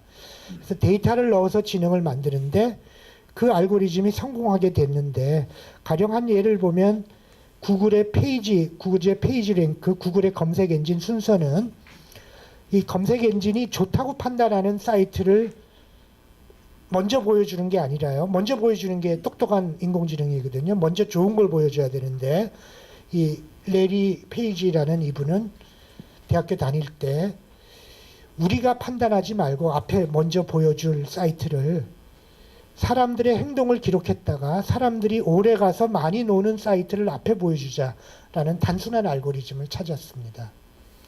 근데 그렇게 보니까 많은 사람이 이 구글을 쓸수록 사람들이 진짜 더 똑똑하고 좋은 사이트를 앞에 보여주게 되죠. 그래서 세 개를 제피했습니다. 많이 가서 오래 보는 사이트, 그러니까 데이터죠. 예를 들어 마찬가지로 구글이 번역을 하는데요. 이 번역을 하는 이것을 IBM은 처음에 문법과 단어를 가르쳐서 컴퓨터에게 규칙을, 이제 언어를 번역시키려고 했는데 실패했는데요. 이 실패의 가장 큰 건 한 단어가 여러 가지 뜻으로 쓰이잖아요. 그게 도저히 안 돼요. 아무리 문맥을 찾아도. 특히 고유명사인지 보통명사인지를 얘가 전혀 몰라요. 인간은 딱 보면 이게, 우리도 사실 영어 해석할 때 고유명사인지 보통명사인지 대문자로 써져 있으니까 망정이지, 안 그랬으면 이제 거의 알 길이 없었겠죠. 근데 들을 땐 다 알잖아, 대문자가 없어도. 그런데 이제 이게 실패했다라는 걸 알고요. 예를 들어서 이제 그 러시아어를 번역을 시켰더니 러시아어로 된 영어 성경이 가령 뭐 이렇게 이 성경 중에 이제 이렇게 마음은 원이로되 육신이 약하도다, 자꾸 죄를 짓는다라는 거죠. 그래서 그런 성경이 이제 뭐 더 영어식으로 말하면 the spirit is good, 뭐 but the flesh, 육신은 flesh is weak, 뭐 이 정도로 돼 있었는데, 그걸 번역하라고 시켰더니 이제 이놈의 인공지능이 영어로 번역할 때 뭐라고 번역했냐면, 나름 의역을 한다고. 근데 스피릿이 술이란 뜻이 있거든요. 독주라는 뜻이 있으니까 이제 보드카는 좋은데 안주가 썩었다. 그래서 도저히 이제 이게 불가능하다라는, 나름 의역을 잘 했는데, 예, 도저히 불가능하다.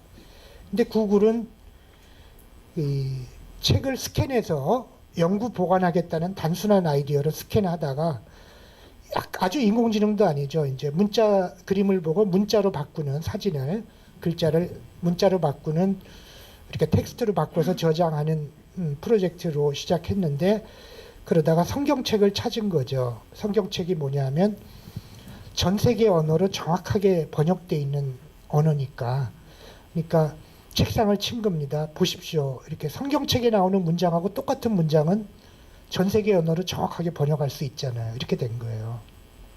그렇게 돼서 그러면 그런 나라가 어디 있지? 그러니까 당장 캐나다로 가자. 캐나다로 가면 정부가 생긴 이래로 모든 문서가 지금 디지털화 되면서 영어와 불어로 저장되고 있잖아요. 그걸 다 집력하고 유럽에 가니까 유럽 연합 언어들이 공식 문서는 30몇 개국 언어로 다 저장되고 있으니까 그러다 보니까 문장이 점점 많아지니까 결국 대충 문장이 맞는 문장이 있어진 거죠. 이것도 데이터로 이제 자동 번역이라는 게 생겼습니다.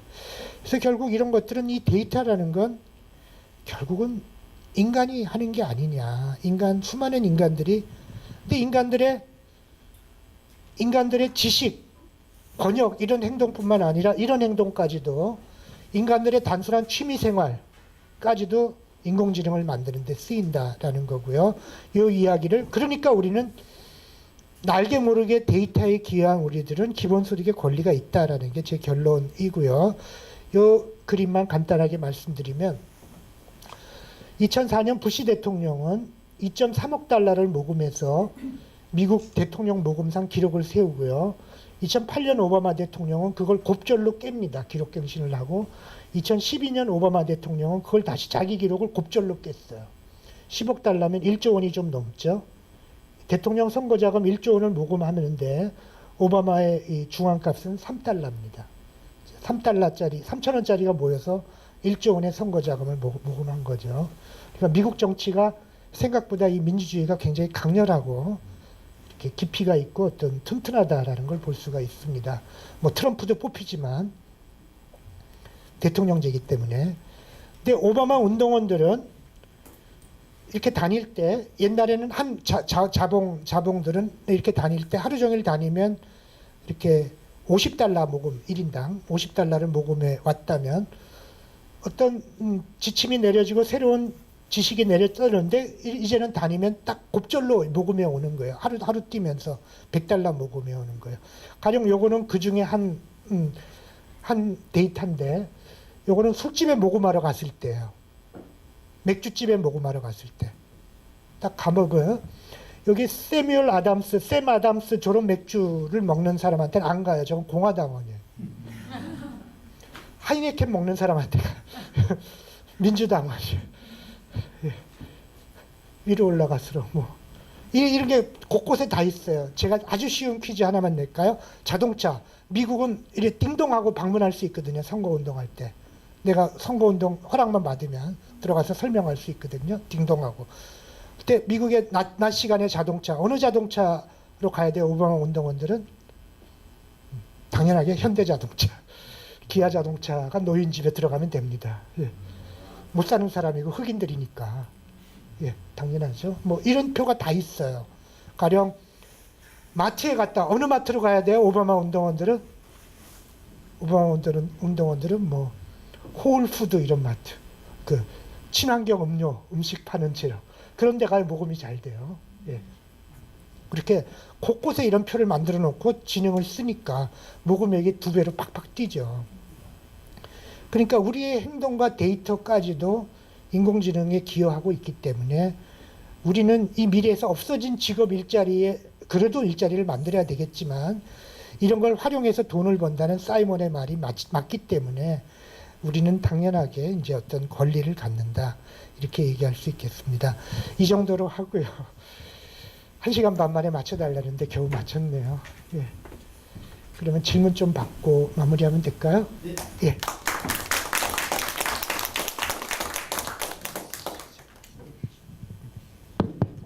자, 잘 들으셨죠?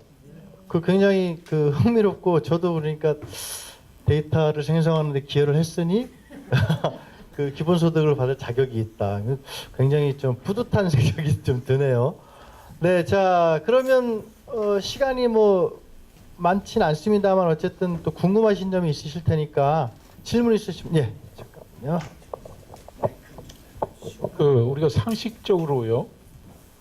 우리 국민소득이 예를 들어 3만 달러다.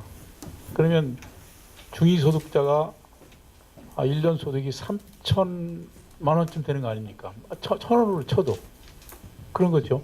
근데 아까 2014년 통계 김낙연 선생님 통계 보면은 1,074만 원이라고 돼 있는데 그러면 결국 그 많은 부가 상위가 독점하고 있다는 뜻이 아니겠어요? 맞습니다.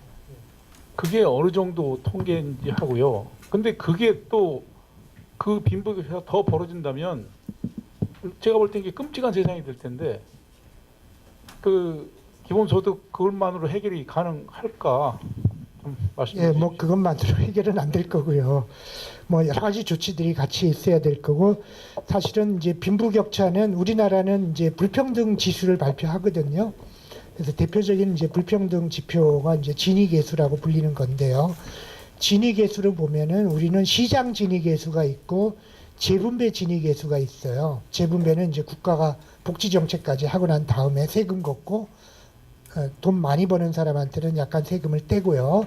소득을 줄여주고 그 돈으로 가난한 사람 주면 불평등도가 좀 덜어지겠죠. 그렇게 보면 우리나라는 통계가 이렇게 돼 있어요. 지니계수가 시장 지니계수는 유럽의 평균 이상으로 좋아요. 복지가 불평등도가 그렇게 돼 있는데 이렇게 재분배 지니계수 정부에서 세금 걷고 한 거는 유럽보다 나빠요. 그래서 우리는 복지가 나쁜 나라구나 이렇게 이야기를 하는데 그 이야기가 틀린 이야기예요. 왜 틀렸냐면 김낙연 교수 보면 이 정도면 시장 지니계수도 나쁜 거거든요. 그러면 우리나라는 시장 지니계수를 어떻게 조사하냐 하면은 그래도 나름 합리적으로 한다고 전 가구의 한 10,000가구까지를 뽑아요. 그래서 10,000가구의 소득을 조사원이 가서 다 가계부를 보면서 설문조사를 해요. 그래서 데이터를 올리거든요. 그래서 가구 소득을 추정하니까 그게 정확할까요? 그거 정확하지 않죠. 예, 그 정확한 데이터가 안 됩니다. 대부분 설문조사원이 오면 마찬가지 우리나라의 어떤 사람들의 습관일 수 있는데 자기가 너무 못 살면 부끄러워서 잘 좀 과장하는 경향이 있고요. 부자들은 세금 낼까 싶어서 팍팍 깎습니다. 설문에. 소득을 다 숨깁니다. 그러니까 그 데이터가 잘 나올 수가 없고 정확한 진위계수를 하려면 국세청 자료로 계산하면 돼요. 근데 국세청 자료는 공표를 금지하거든요. 그래서 우리나라는 그게 큰 문제고요. 저도 새 정부에게 일하시는 분들에게 이제는 좀 얘기를 할 때가 됐는데 이렇게 국세청 자료부터 까달라. 뭐 세상을 고치려고 하지 말고 세상이 어떤지를 정확하게 보여주자 국민들한테. 국세청 자료는 어떻게 깔 수 있냐면은 요새 그런 기술이 좋더라고요. 주민등록번호를 가상번호로 만들어요. 그래서 분석만 할 수 있대. 한 집안이라는 거 분석만 할 수 있대. 누군지는 모르게 해서 가상번호로 만들고 그래서 한 20% 정도만 샘플로 뽑아주면 10%면 충분해요. 단 1% 부자는 20% 뽑아주고 좀만 가난한 사람도 많이 뽑아주고 양쪽은 한 20% 중간은 한 5%만 해도 충분하고요. 샘플로 뽑아서 가상번호로 학자들한테는 줘야 된다. 주면은 학자들이 김낙연 교수 같이 이렇게 천재적인 상상력이 없어도 그냥 컴퓨터에 넣으면 우리나라 상황을 알 수 있는 여러 가지 데이터를 만들어낼 수 있으니까 그러니까 데이터부터 까자 공개하자 이렇게 되면 우리 불평등 실상이 드러나면 정책은 그 다음에 저절로 나오지 않을까. 국민들이 분노해서 가령 보세요. 세금 데이터 까죠. 그 다음에 금융은 다 전산화돼 있잖아요. 금융 데이터 까죠. 그 다음에 부동산 다 등기부등본 전산화돼 있거든요. 그 공시지가하고 연결하고 주민등록하고 연결하고 세무 데이터, 금융 데이터를 다 연결해서 가구별로 딱 발표하면 그 다음 날로 세상이 뒤집어지지 않겠어요? 그 상당히 충격받는 분들 많을 것 같은데요. 예. 네. 그렇게 데이터부터 그렇죠. 까자라는 거죠. 정책하는 게 반대가 많아서 못하겠으면 네. 용감하게 하든지 못하겠으면 데이터부터 까자. 까놓고 한번 보자. 그건 이거죠. 이제 법을 바꾸는 문제. 예, 법을 바꿔야죠. 있겠죠. 예. 네. 자, 또 질문 있으십니까? 아까 열심히 메모를 하셨는데 혹시 뭐 네. 잠깐만요. 예, 저는 들으면서 들은 생각 아까 이렇게 생산력과 생산관계의 모순이 극대화될 거라는 말씀을 하신 것 같은데 그러면은 노동자들의 투쟁에 의해서 자본주의가 대체될 이유도 없을 것 같이 자연스럽게 자본주의는 새로운 세상으로 대체될 가능성이 생기겠구나 하는 생각이 하나 들었고요. 또 하나는 지금 이런 지금 우리가 하고 있는 기본소득 논의가 오늘 아침에도 제가 실리콘밸리에서 실험을 한다는 얘기를 들었는데 드는 생각이 저희가 이제 지금 기본적으로 노동의 가치가 제대로 인정받지 못하고 있는 이 사회에 살면서 맨날 스웨덴 복지 이야기하는 것 좀 다 허구라고 생각하거든요. 그것조차 정립이 안 되는 사회에서 복지를 이야기한다는 게 마찬가지로 지금 저희가 얘기하고 있는 기본소득이라는 것도 이게 이후에 이제 이게 의제가 된다면은 저희가 지금 자본가와 노동자가 노사 간의 갈등, 노사 간의 문제가 노정 간의 문제로 대체될 가능성이 크고 예, 우리가 어떤 권력을 갖는가가 더 중요해지는 시점 그리고 자본가들이 지금까지 노동자를 착취했던 부분들은 오히려 감추어지는 은폐 효과가 있을 수 있다. 이런 것들에 대한 위험성 같은 거 실리콘밸리에서 논의하는 것 자체도 좀 위험해 보이거든요. 예, 그런 부분에 대해서는 교수님 어떻게 생각하시는지 좀 듣고 싶습니다. 예, 뭐 어려운 질문들이고요. 예, 복잡한 논의들이고 제가 다 답을 이렇게 갖고 있지도 못하고 뭐 말씀 드리긴 그렇습니다만 뭐 대략만 제 생각을 좀 말씀드리면 그 노동의 가치라고 한다면 이제 그 사실상 지금은 이제 이 노동자가 아닌이라고 불리는 사람들의 노동의 가치가 전혀 인정받지 못하고 있는 게 이제 가장 큰 문제고요. 그러니까 이제 그 사람 뭐 그런 문제죠. 이제 그렇게 저는 생각을 하고요. 예를 들면 이제 이렇게 불안정 노동, 뭐 알바를 한다든지 특고로 자영업자로 분류되는데 사실은 노동자고 이런 직종들이 자꾸 늘어나는데 이제 기존의 노동조합 중심적인 운동 방법으로 그 사람들의 문제를 해결하는 데 도움을 줄 수 있겠냐라는 질문을 던지는 거죠. 그러면 민주노총이 예를 들어 이제 구체적으로 얘기를 해야죠. 추상적으로 얘기하면 좀 그러니까 가령 이제 민주노총이 이제 가령 비정규직 문제 노동자들을 위해서 예를 들면 2년마다 한 번씩 이제 단위 위원장을 선거를 하는데 지금 뭐 민주노총이 커버하는 노동자는 10%에서 점점 9%, 8% 점점 줄어들고 이제 특고 이런 불안정 노동자는 계속 늘어날 때 어떤 단위노조 위원장이 우리 조합비의 50%를 비정규직을 위해서 쓰자라고 하면 그 조합장이 당선이 되겠냐라는 거죠. 그 단위노조에서. 그러면 예를 들어 올해는 임금 인상을 억제하고 우리 모든 임금 인상분을 따내서 비정규직을 위해서 쓰자 뭐 이런 식으로라도 한다면 그게 조합원들이 그렇게 뽑아주겠냐라는 거죠. 뽑은 노조들이 얼마나 되고 그렇다고 그러면 그 정규직 노조는 점점 더 정규직 중심으로 가고 가령 이제 예를 들면 이제 해고는 살인이다. 그건 정규직 이야기죠. 예, 정규직 이야기죠, 진짜로. 정규직 이기주의죠. 그러면 실업자는 어떻게 하라고? 그러면 좀비라고.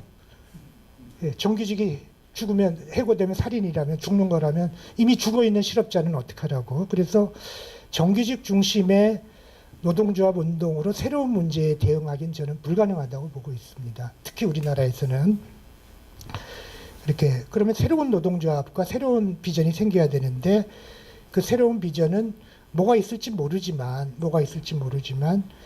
정규직 노동조합 운동이 표방했던 것과는 전혀 다른 것으로 가야 된다라는 게 제 생각이고요. 예를 들면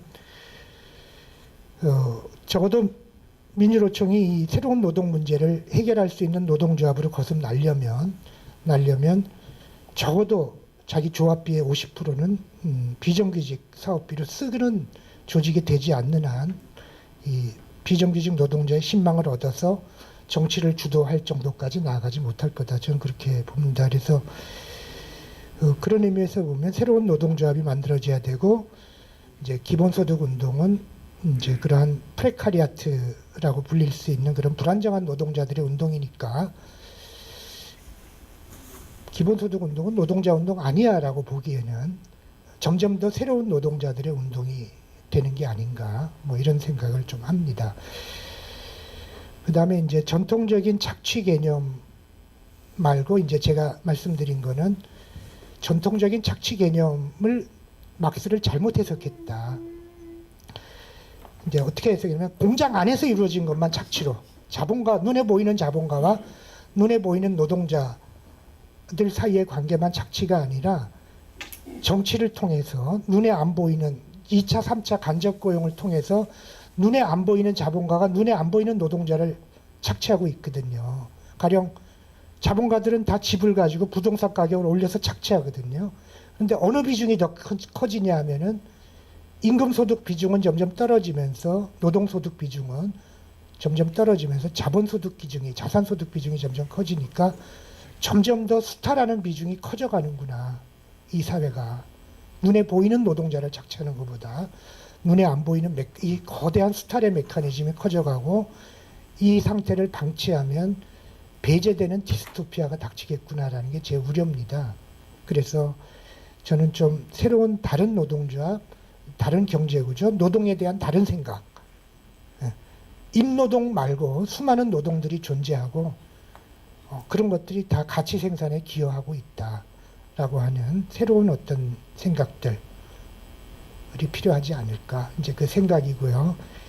물론 제가 민주노총에 대한 어떤 대안이 있는 것도 아니고 그렇습니다만 그게 없어져서는 또 안 되고 귀중한 노동이지만 그리고 그 안에 제가 말씀드린 기대하는 그런 방향의 그 움직임도 충분히 있는 걸 알지만 그렇지만 너무 낮은 조합률, 계속 떨어져가는 조합률 그리고 계속되는 어떤 단기주의 그리고 그 기업적인 어떤 조합주의, 정규직 중심주의를 가지고는 새로운 문제에 좀 적응하기가 어렵지 않을까라는 게 제 생각입니다. 그래서 아마 저희 둘이 논쟁하면 끝이 없을 거. 그 아까 말씀하신 인공지능 노동조합이 필요하지 않나 싶은데요. 네, 어떻게 뭐 충분히 답이 되셨는지 모르겠는데 이 자리에서 어떤 답을 뭐 내기는 어렵겠죠. 네. 마지막으로 한 분만. 잠깐만요. 두 분이 계신데 가위바위보 두 분 다 그러면 질문을 먼저 한번 하시고.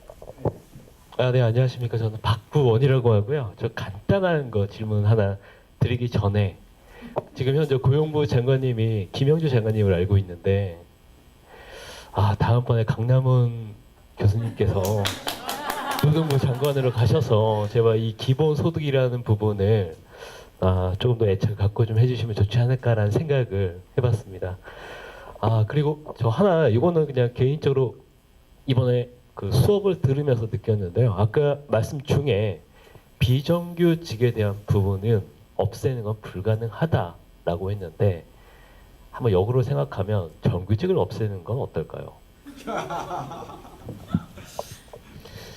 맞습니다. 그렇게 이 사실은 지금 이런 분들의 주장은 아직은 기술 유토피아밖에 안 되는 사람들인데 이런 사람들이 이제 아까 제가 슬라이드에 잠깐 보여드린 그 4가지 미래 있었잖아요. 예, 그 슬라이드를 만든 그 For Futures라는 책을 쓴 사람은 이렇게 좌파에 속하는데 이게 이제 막스주의 좌파인데 이제 그 기술 공산주의자입니다. 그러니까 그 사람들은 이제 자기 자신의 이제 코뮤니즘을 스탈린 코뮤니즘이 실패한 거는 생산성이 낮은 코뮤니즘이니까 실패했다. 앞으로 생산성이 높은 인공지능을 바탕으로 이제 새로운 커뮤니즘을 만들자 이런 이야기인데요. 그게 스타트랙이죠. 그리고 이제 그 사람들은 자기를 부를 때 럭셔리 커뮤니즘 이렇게도 부릅니다. 그래서 그 어디죠? 그 뭐 저 독일 이데올로기 뭐 이런 데 나오듯이 뭐 아침에는 뭐 낚시하고 저녁에는 뭐 셰익스피어를 읽고 그런 커뮤니즘이 일은 즐거워서 하고 노동은 강제로 하는 노동, 자기 기쁨으로 노동을 하는 그런 커뮤니즘을 만들 수 있다 이런 사람의 주장이거든요. 이제 뭐 그런 사람들의 주장이죠. 그래서 그런 것들을 소개한 것이고요. 예, 뭐 완전한 답을 예, 네, 그럼 어떻게 예. 마지막으로 한 분만 더 받도록 하겠습니다. 네. 예. 예, 저도 그 고용노동부로 가시는 거에 대해서 찬성합니다. 저는 초등학교 교사인데요. 예, 임덕연이라고 합니다. 좀 다른 쪽의 질문일 수도 있고 또 좀 애매한 질문일 수도 있는데요. 그 자본주의, 공산주의 어떤 이념 체계가 이후에 일어난 어떤 곳에서 이제 좀 변하지 않을까, 그런 이념이 어떤 지평으로 갈 것인지와 더불어서 사람의 삶의 질 문제 이후에 삶의 질 문제를 가지고서 인간은 다르게 또 이게 자살하는 뭐 이런 게 인간이잖아요. 그래서 이후에 이게 이제 기본소득이라든지 이제 인공지능 로봇의 세상에서 과연 인간은 무엇을 할 수 있을까? 자칫 잘못하면 이제 뭐 이게 지금도 뭐 병리현상으로 나타나는 뭐 집단 자살이라든지 묻지마 자살이라든지 뭐 이런 현상도 있는데 이후에 그런 어떤 사회 병리 현상 또 어떻게 예상되는지 한번 말씀해 주시면. 예, 제가 또 다 말씀드리기는 지금 좀 어렵고, 예, 그런데 어쨌든 이 기본소득이 뭐 제대로 도입되기 전에 지금 현재의 모습에서 이렇게 젊은이들은 굉장히 좌절하고 있고요. 그 다음에 이제 그게 자기가 원하는 근사한 직업이 없어지니까 취직하기도 힘들고, 그래서 목매달아서 이제 공무원 되거나 뭐 이러다가 젊은 시절 보내다가 이제 좌절하고 이제 비정규직으로 이제 그렇게 살아가다가 이제 여러 가지 할 텐데, 얘기하신 대로 가령 이렇게 인간은 자살해버릴 수도 있고요. 그 다음에 이제 또 그렇게 저항할 수도 있죠. 뭐 무기를 들 수도 있고 사람을 살인하기도 할 수도 있고 혁명할 수도 있고, 그러니까 이제 그런 잠재성이 있기 때문에 이제 여러 가지 가능성이 있다고 보고요. 그래서 이제 그렇기 때문에 인간인 거죠. 인간을 그대로 굶게 내버려 두는 정치라는 건 불가능하니까, 많은 인간을 굶길 수는 없기 때문에 거의 좀 필연적으로 어떤 대안은 나올 텐데, 그러니까 대안은 이제 완전 고용이라고 불리는 옛날 같은 모습을 만들든지 뭐 기본소득이라는 좀 새로운 모습으로 가든지 하는데, 뭐 그게 두 개가 양립 불가능한 건 아닐 거라고 보고요. 아까 기본소득을 주면 창업 효과가 많아진다는 게, 제가 그런 기본소득을 주면 오히려 완전 고용 사회가 좀, 사람들이 의미 있는 자기 좋아하는 일을 하고, 그러니까 돈을 못 벌어도 열등감을 안 느끼는 거는 돈을 못 벌어도 좋아하는 일을 하면 괜찮거든요. 뭔가 자긍심을 느끼고 자기가 좋아하거나 자긍심을 느끼는 일을 하면 돈을 못 벌어도 괜찮게 젊은 애들이 행복하게 살아갈 수 있기 때문에, 기본소득은 그런 가능성을 열어주면 그런 일자리가 생길 거다. 뭐 이렇게 사회적 경제, 뭐 봉사, 아무도 모르는 이제. 그런데 문제는 이 착취와 수탈의 구조. 그러니까 이제 이렇게 막스의 자본론에도 보면은 이제 착취라는 말과 수탈이라는 말을 굉장히 구별해서 좁은 의미로는 쓰거든요. 그래서 이제 본원적 축적 이런 건 수탈에 들어가고요. 그 다음에 지대 같은 것도 막스는 착취라고 쓰지 않고 수탈이라고, 주거비 임대료 올려서 하는 거. 그 다음에 금융자본이 고리대 받아가는 거, 그거 다 수탈이라 그랬거든요. 그래서 막스는 구별해서 썼는데, 착취라는 게 간접적으로 이렇게 이루어져 보다 보니까 수탈 형태로 점점 늘어나는 사회가 됐죠. 그런데 이 막스가 본원적 축적에서 분석했듯이 사유재산이라고 하는 건 본원적 축적이라는 공적인 재산을 사유화함으로써 이제 자본주의가 시작이 되잖아요. 그렇게 되는데 그거는 이제 그 루소도 가령 이제 루소가 아니라 이제 로크 같이 자본주의적인 사적 소유를 옹호한 철학자도 그 로크의 통치론을 제가 요새 다시 읽어봤거든요. 좀 5장을 다시 읽어보니까 그 5장에서 그 공유재산이라는 게 있다라는 걸 인정을 해요.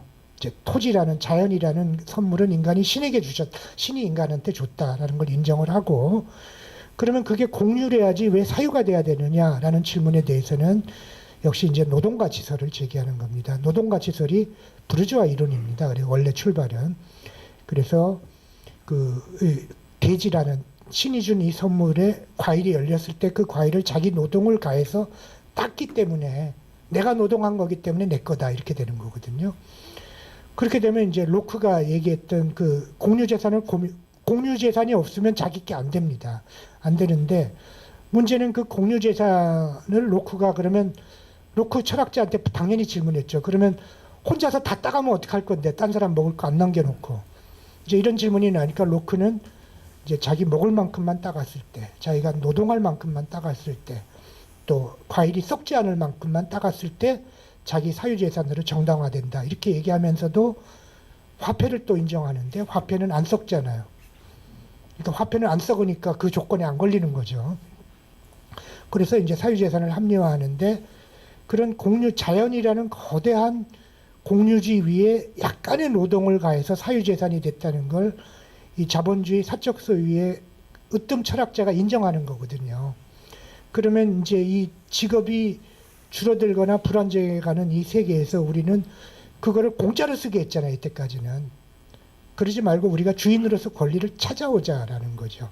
권리를 찾아오고 그것을 나누어 가지고 뿐만 아니라 자연 환경도 그렇지만 더 중요한 이 인공지능이라는 이것도 우리가 공동으로 만든 거니까 이것만은 뭐 우리가 완전고용으로 좋은 일자리가 많다면 굳이 그럴 필요까지는 없었는데 좋은 일자리가 없기 때문에 그걸 주인 행세를 좀 해야 되겠다. 그것에 대해서도 정당한 대가를 내놓아라라고 하는 게 뭐 기본소득의 어떤 근거가 아닐까 이렇게 생각합니다. 제기하셨던 좋은 질문들에 대해서 제가 충분하게 설득력 있는 대답은 못 해드린 것 같아서 좀 죄송하고요. 그러나 뭐 늘 고민하고 있는 문제입니다. 사실 질문해 주신 것들이 정답이 잘 없고 다 같이 해결해야 될 문제가 아닌가 싶고 이 정도로 예. 네, 오늘 너무나도 훌륭한 강연해 주신 선생님께 큰 소표 부탁드리고요. 저희 그 4.16 교육연구소 그 이사장님이 계셔요. 아시는지 모르겠는데 구희연 이사장님 잠깐 나오셔서 예, 자 마이크 좀 드릴게요. 그 바빠서 먼저 소개 말씀을 못 드렸잖아요. 그래서 간단히 소개 말씀 드릴게요. 우리 강남훈 교수님은 우리 그 김상곤